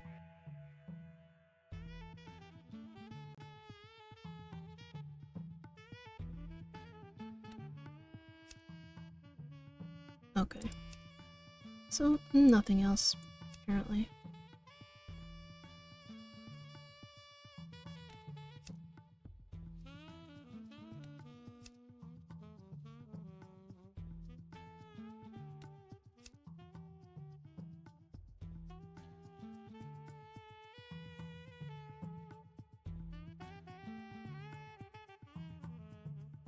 Okay, I guess there's really nothing else.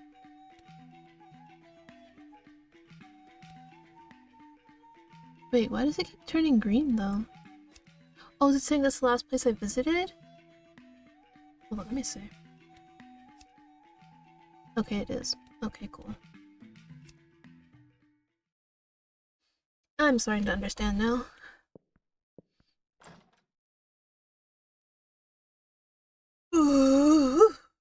Sorry, stretched.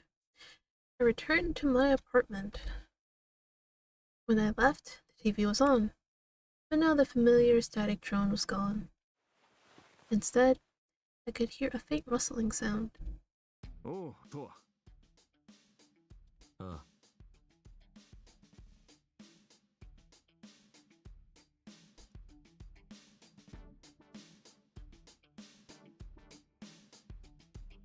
Oh, we can yap with him. Hey, なあ、 was good.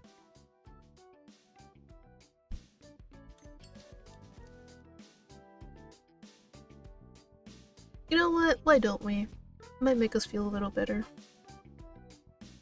Or, you know what? Might as ポ well. ジティブ I don't see why not. に分かった Sure. おう。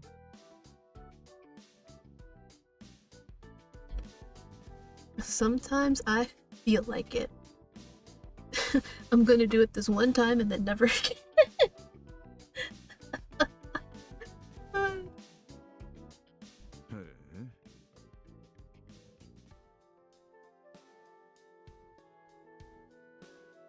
Euphoria.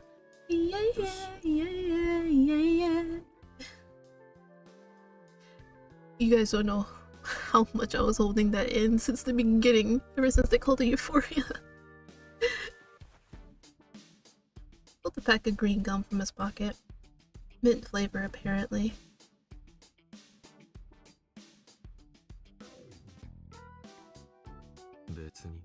I prefer the taste of tobacco.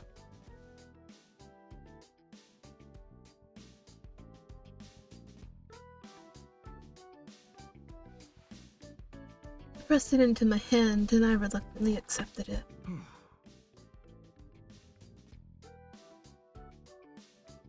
Yes, sir.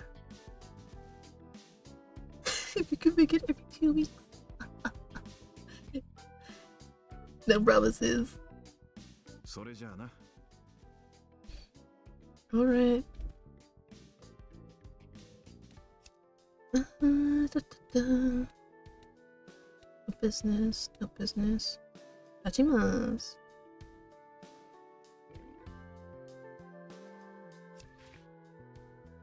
I mean, yeah, there's not much else for me to do.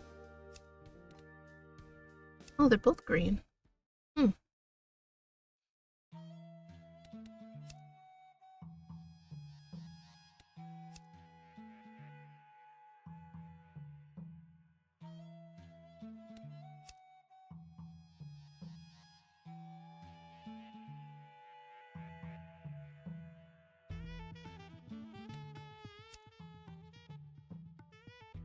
Okay. I'm guessing we looked at everything.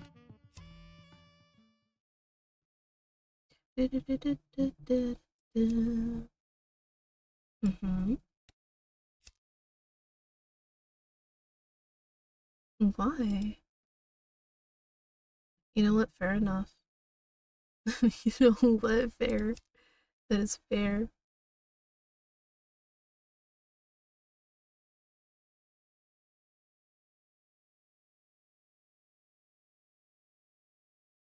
That is so fair. Okay. So that means basically I've like looked at everything. Okay, so this is a cafe somewhere. I want to go to the cafe. Yep.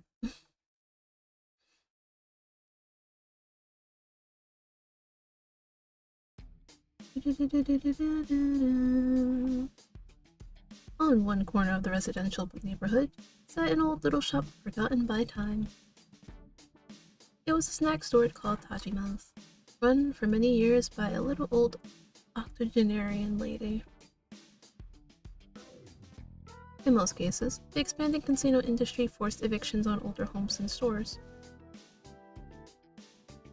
But Tajima's fought eviction every step of the way, and now it was the last of its kind in the area.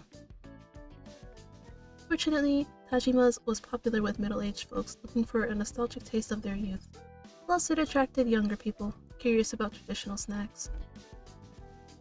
Every now and then I'd stop by and grab some. I wasn't a big fan of junk food or anything, but for some reason the shop felt like home. I walked up, stood at the door, and peered inside. The cramped interior was packed to the gills with sweets and snacks of every kind.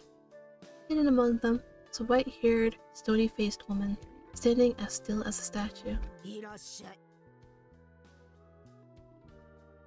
She sounded irritable. Reluctantly, I stepped inside.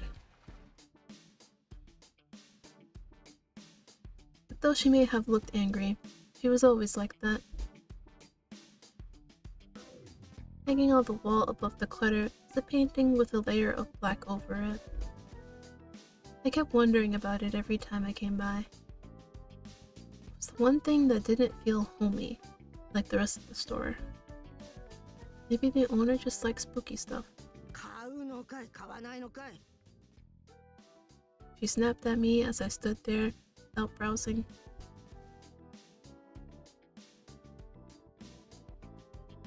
Her smoke was a deep dark brown. Not once had I ever seen it waver.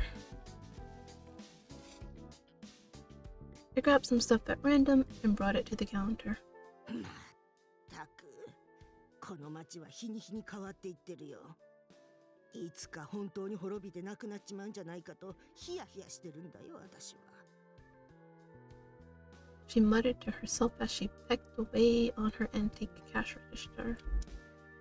This old woman was one of the few who had lived here since before the Shinkoumi became a casino resort, and she knew what it used to be like.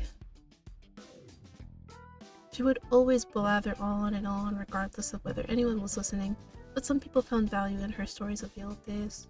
昔はここまで汚らしい町じゃなかったのにね。それこそ純朴そうな小娘の面倒を見てやったりもしたのに、今は男も女もアバズレで溢れ返ってるよ。あんただってその一人なんだよ。分かってんのかい？ She just called me a slut. Ah. あ I nodded absently. Truth be told, I liked her.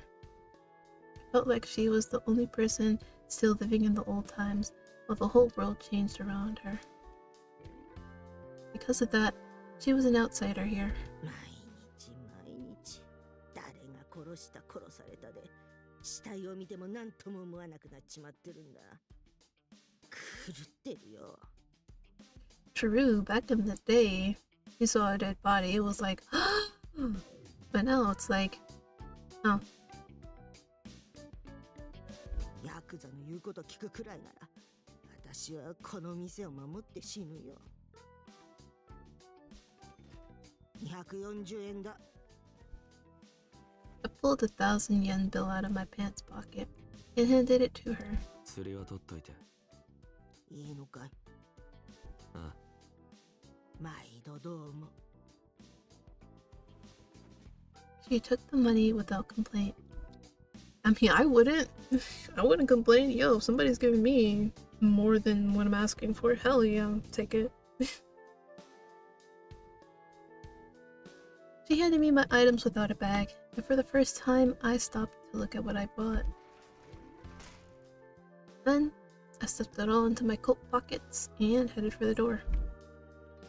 As I stepped outside, however, I realized the old lady had followed me out. また来とくれよ。 She muttered under her breath with a scowl. I waved, then turned and set off down the street.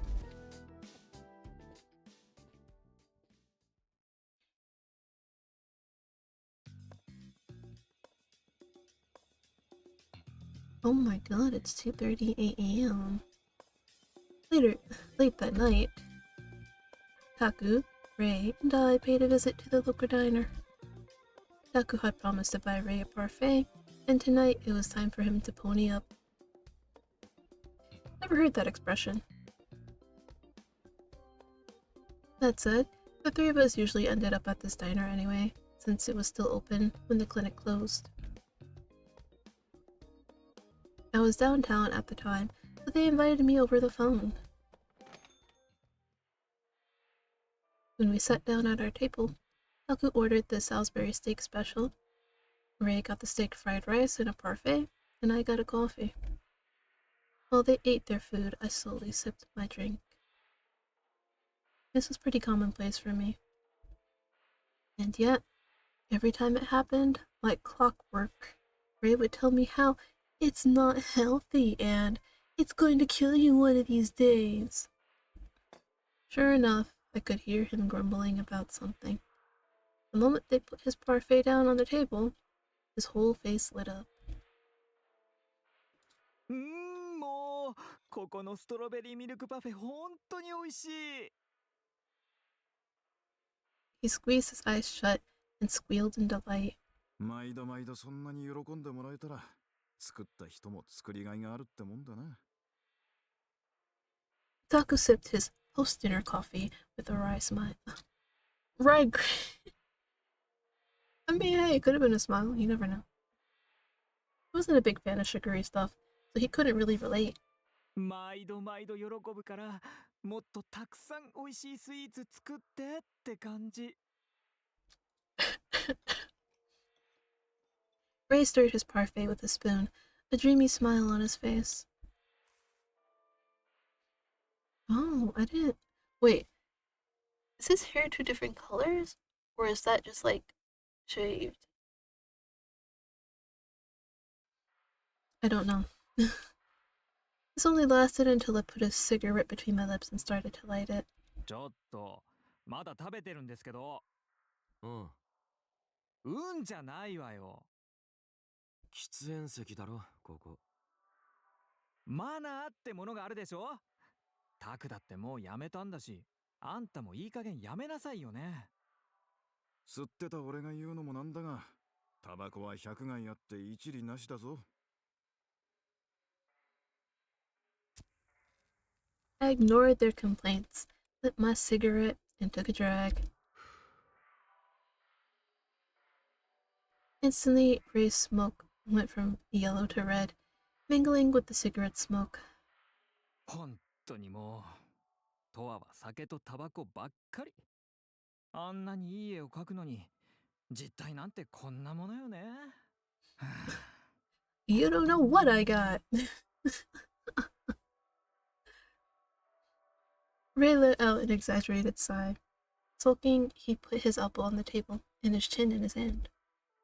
歴史上の有名な画家も変人が多いからな。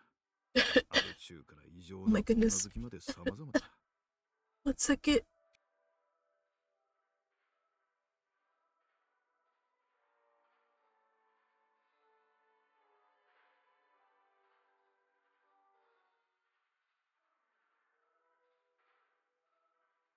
Ugh, I think my throat was like a little bit dry. Okay, I'm good now. I'm good. どこかしら変わってるから芸術面では突出してるってこともあるんだろ We'll never know. なのかしらね。でも、そばにいたらすごい嫌よ。迷惑よ。今身をもって体感してるわ。トアに関してはもう諦めろ。昔からこういうやつだ。It was the harsh truth. その割には可愛い趣味があるのよね。A devilish grin crept up on Ray's face. 趣味？部屋にずっと置いてあるウサギのぬいぐるみを興味ないとか言うくせに捨てないじゃない？実は好きなんでしょ。いや。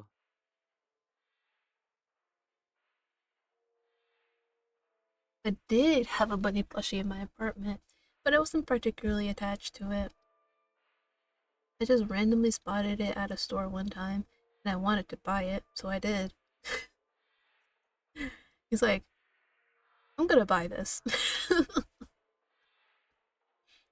Like, you ever look at something and you're like, I'm gonna buy this, just because I can, and I want to. I hadn't really touched it, or thought about it since, and now it sat collecting dust in the corner. 夜はこっそり抱いて寝てたりするんじゃないのか？やだ、とあったらそんな可愛いところあるの？ As Taku teased me, Ray joined in.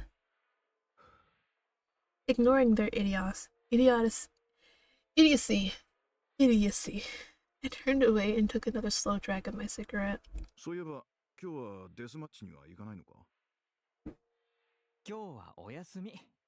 チームメンバーの都合もあるからね。そうか。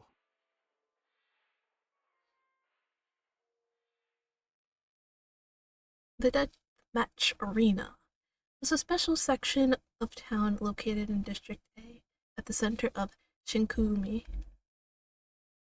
It was once ground zero for a lot of Takasatogumi infighting. As a result, the whole district was torn apart, The residents were barred entry.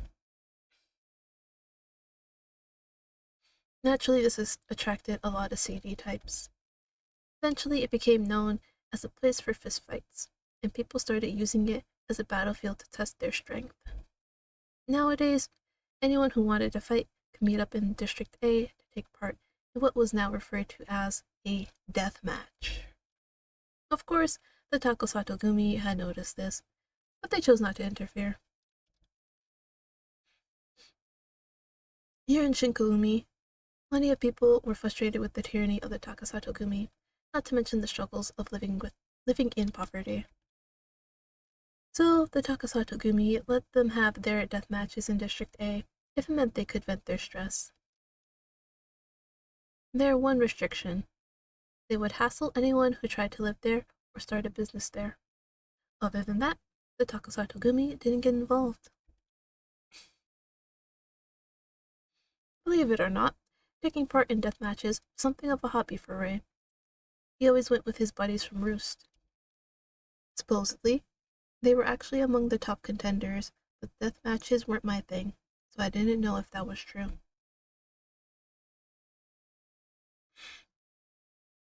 Judging from their looks, you wouldn't think they were seasoned fighters, except for the rare occasions they turned up sporting cuts and bruises. 楽しんでやってるなら構わんが、あまり羽目を外すなよ。最近じゃデスマッチも昔より悪質な奴らがうろついてるらしいじゃないか。まあね。でも、そういう奴らもまとめて吹っ飛ばすのが楽しいのよ。スカッとするわ。そうか。ま、しばらくは高里組も荒れるだろうから、お前たちも気をつけろよ。上の連中はともかく、チンピラどもがトラブルを起こすかもしれん。そうなったら、拳で鎮圧しちゃうから大丈夫。Did the screen just flash? To prove his point, Ray flashed up his fists. Aku grinned wryly. 拳を振るうのはデスマッチだけにしとけよ。もちろん。パフェおごってもらったし、言うこと聞きます。I knew it. He's gonna ありがとう。 talk and fucking... 大満足。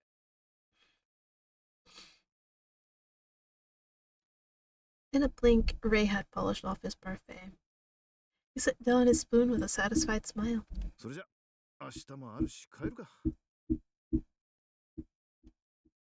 そうね、また明日。どうは、ちゃんと寝なさいよ。このまま飲みに行ったり、男を引っ掛けに行ったりしちゃダメだからね。Yes, Mom. ああ、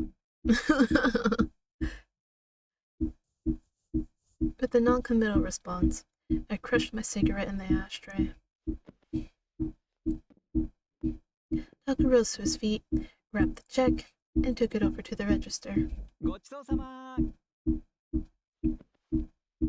Right as Ray got up, he suddenly turned back to me. あら、そういえばあんたもおごりなの？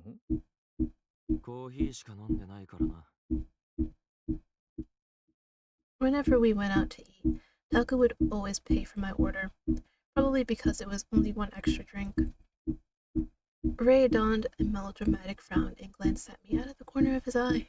なんかあんたって周りから妙に甘やかされてるわよね。ふらふらしてて危なっかしいからかしら。野良猫みたいな感じ？ I mean, maybe. さあな。Ray, I don't know. I shrugged, and together we headed for the exit. Your guess is as good as mine, brother.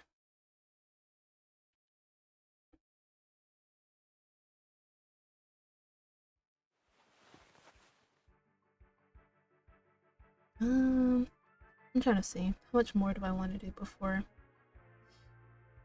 Maybe another 30 minutes. See where we end up in 30 minutes. The next day. I wasn't scheduled to work at the clinic, so I woke up around noon.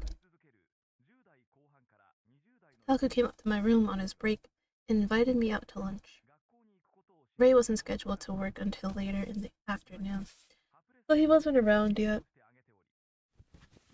I got dressed, then accompanied Taku out of the building.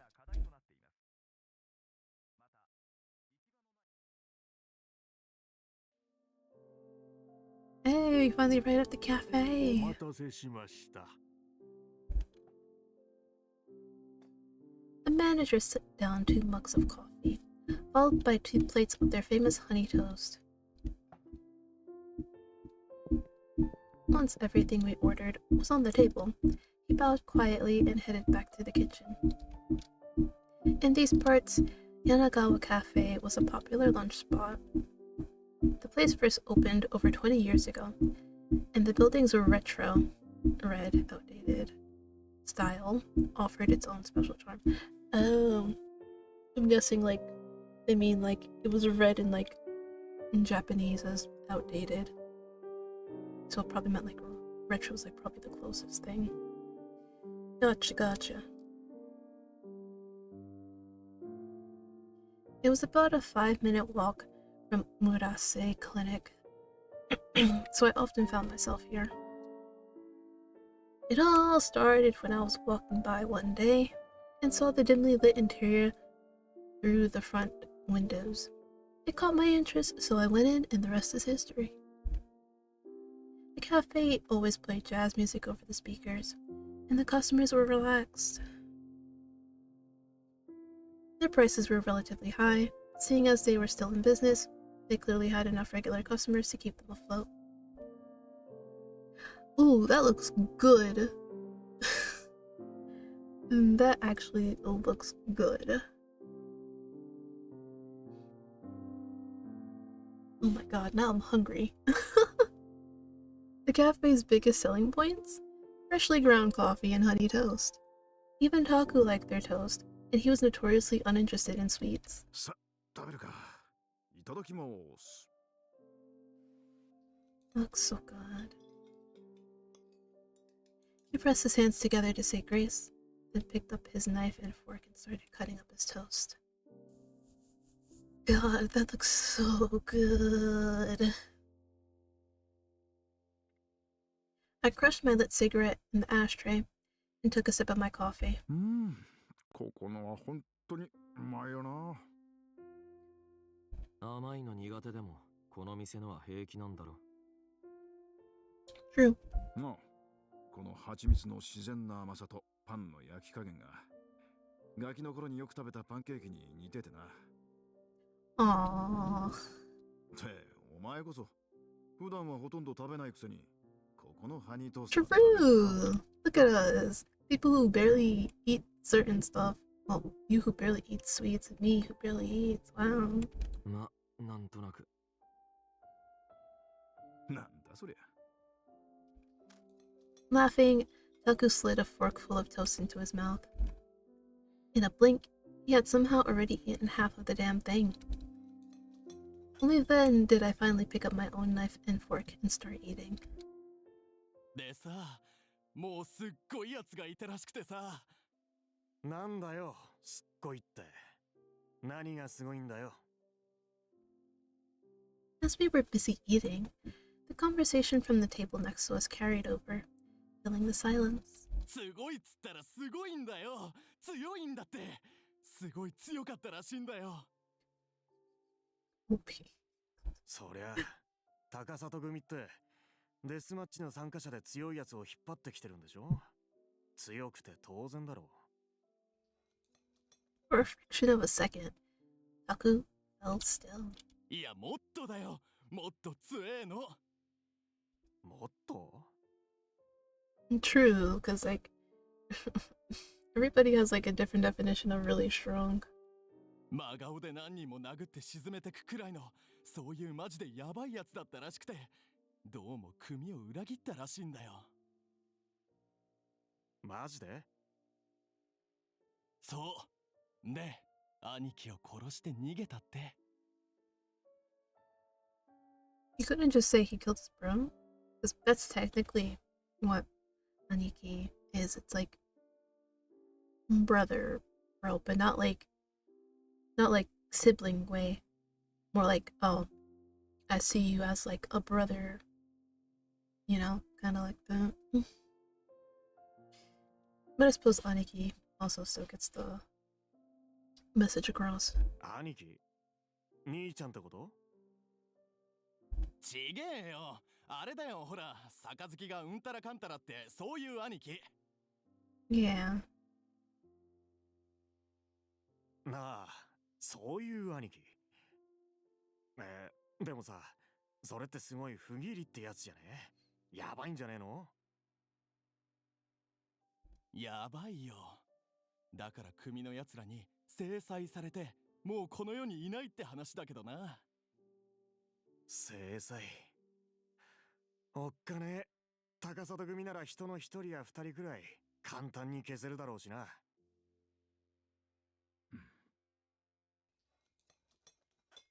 Taku finished eating his honey toast in silence, but his expression looked stiff.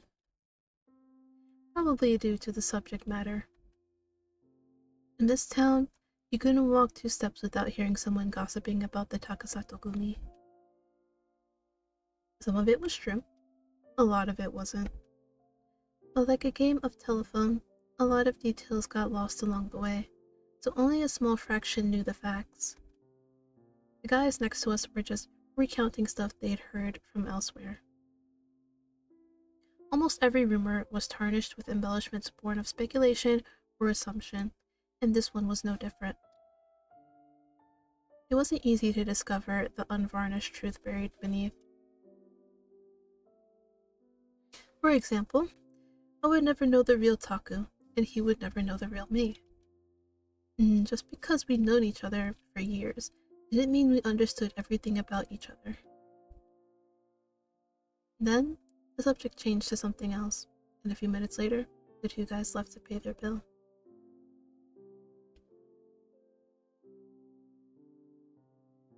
Once they were gone, Taku finally broke his bitter silence. 大人気だな、高里組は。I ate my cold toast without responding. As it happened, I knew the guy they were gossiping about. A lot about him, in fact. Believe it or not, that fight happened while I was still in the gang. But I didn't want to remember him, so I actively avoided thinking about his name or his face. 他に話したくなるような楽しいことがないんだろ。I shrugged, and Taku nodded slightly, still grimacing. そうかもな。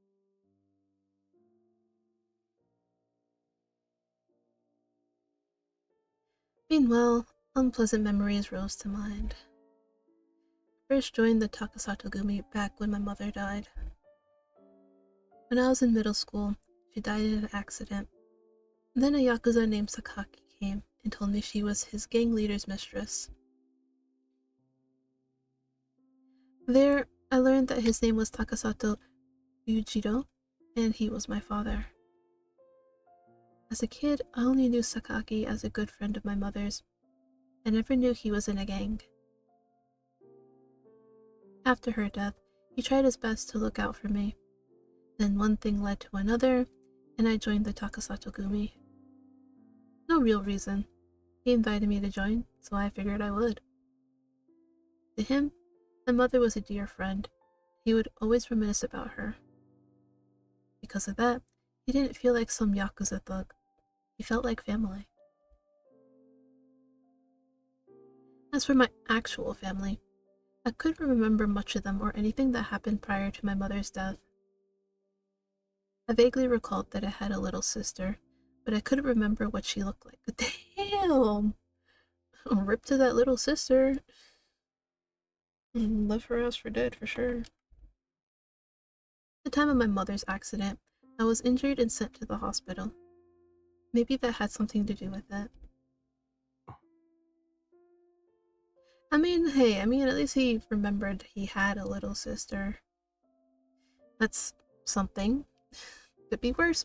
Couldn't remember her at all. Ooh.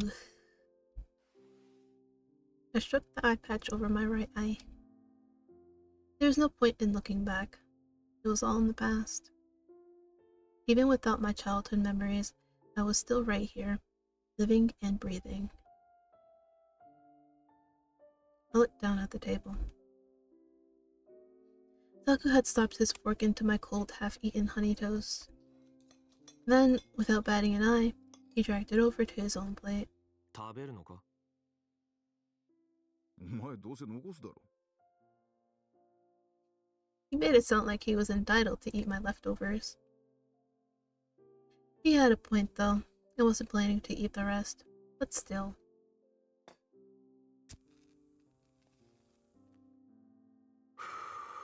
I laid my knife and fork to rest. Then, I lit a cigarette, took the longest possible drag, and blew it all back at him. おい、やめろ。せっかく禁煙成功したってのに。 Grimacing, Baku waved a hand in front of his face. 本当に成功したかどうか試してるんだよ。今やるな、今。食事中だぞ。 I fixed him with an impish grin. Scowling, he went back to the rest of my honeyed toast. As he wolfed down a few more bites, I smirked at him. なんだ。よく食うなと思って。お前が小食すぎるんだよ。 He wiped his mouth roughly with a napkin and rose from the table. ほら、行くぞ。 He grabbed the check and headed over to the register to pay. I crushed my cigarette in the ashtray, then followed after him.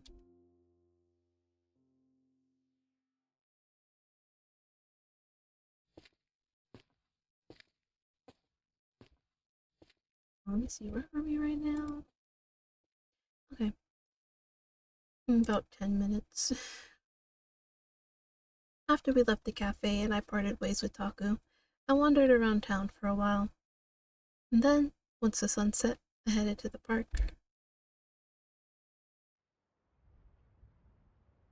The place was deserted on a winter night, and the white glow of the street lamps made it look even more desolate. I sat down on the chilly metal bench and lit another cigarette. I wasn't ready to go home yet, so I was trying to kill time. As I watched the pale smoke float up into the dark sky, I heard a commotion in the distance. Several pairs of footsteps were approaching, and when they passed under a street lamp, I recognized them instantly. ほら、やっぱりトワだ。おお、ほんとだ。トワさん。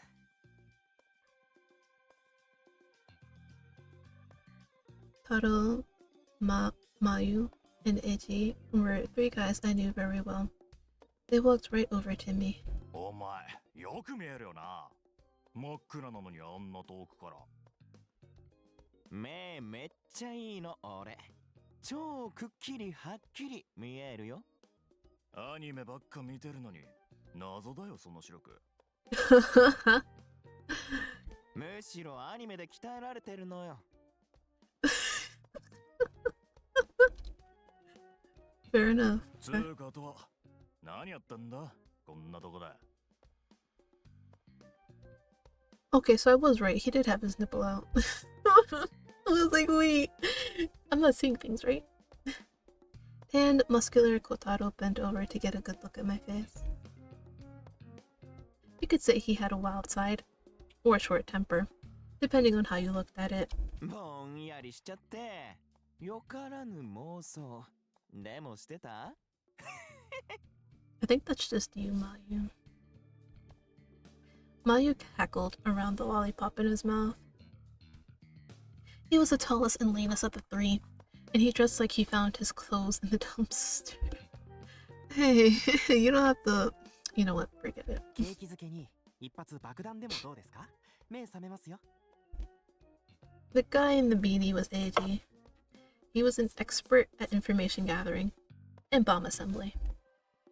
Using the power of social media, he had a vast information network that he used to collect all kinds of intel.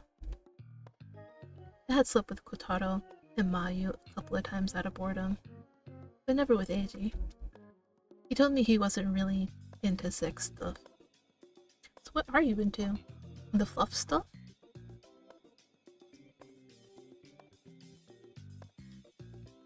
Kotaro's smoke was red, Mayu's was fuchsia, and Eiji's was a blue-green color. 別に一服してただけ。Wait, I just want to see real quick. Oh, so it's like a jumpsuit overall kind of thing. Wait, does he just... Never mind. I don't want to know. 決まったことがならデスマッチエリアに行かねえか With a grin, Kotaro straightened up and jerked his chin in the direction of District A. 面倒だからパス。言うと思ったとは絶対言うと思ったよ暇ならいいだろう付き合えよ元兄弟のよしみでよお前と杯を交わした覚えはないな。Kotaro, Mayu, and Eiji were all former guns for hire that got recruited to the Takasato Gumi. Kotaro and Mayu were scouted via death matches after they proved their fighting skills. As for Eiji, supposedly he got invited to join after he hacked the social media accounts and websites for one of the Takasato Gumi's businesses. Of course, they were by no means the only people recruited this way. In fact, I heard of people taking part in death matches specifically to try to get in with the gang. 杯って言えばよとは親父の葬式に来なかっただろ Kotaro smirked. 行くわけない。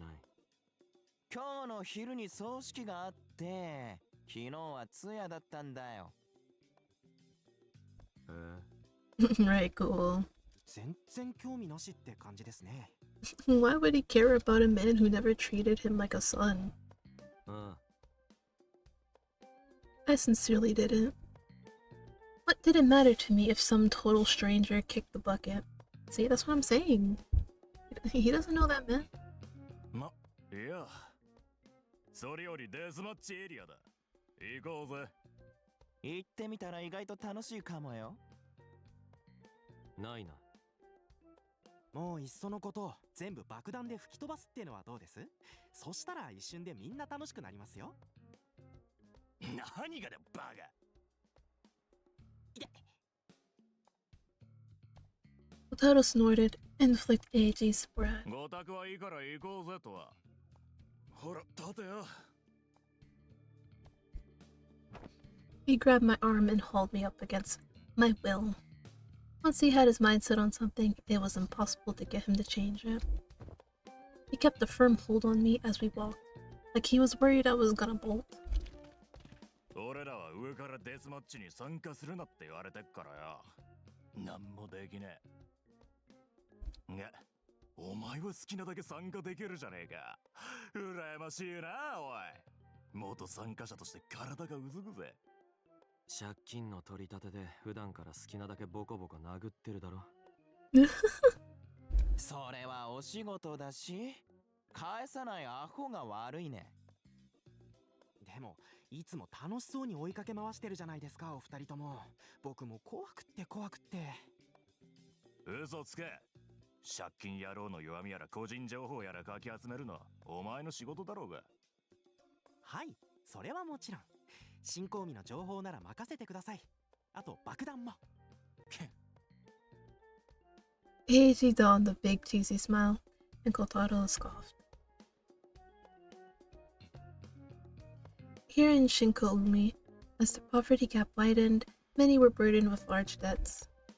Any debtor unable to make payments was mercilessly hounded by Takasato goons. And if that debt reached a certain size, the debtor would get a chip known as a web tag implanted in them. Web tag debtors were then tracked via surveillance towers erected all over Shinkoumi. They were forbidden to set foot outside the city until their debt was repaid. If they tried to leave, the Takasato Gumi would send pursuers to hunt them down and kill them. No questions asked. You might wonder how the gang got their money back if the debtor was dead, but the corpses had plenty of monetary value. ねえ行くなら早く行こう帰って録画しといたアニメ見たいんだよ Mayu was already looking away like he'd lost interest in the conversation. うるせえなこのアニメオタクていうかあのスズメポップコーン頬張りすぎね欲張りすぎだよ破裂しそあ？どこだよ。見えないっつうの。お前の異常な視力で見えるもんは普通の人間には見えねえんだよ。みんなも俺みたいにアニメ見ればいいのよ。アニメ見ようよ。見ねえよ。か。Captain Kotaro's tight grip and stuck in the middle of their inane banter. I left the park behind.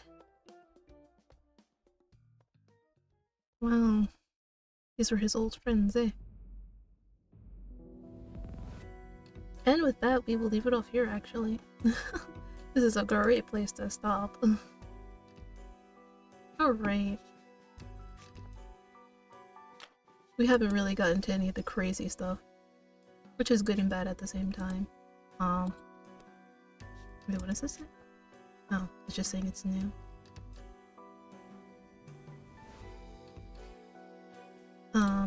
Like I said, which is good and bad. Good because, hey, I don't have to go to sleep at night thinking about it.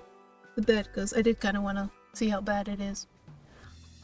Anyways, I hope you enjoyed this video. If you want another slow damage playthrough, do give this video a like. And also make sure you subscribe to the channel as well. And yeah, I will see you next video, and if you guys watch me when I stream live, see you next stream, whenever that is. Bye!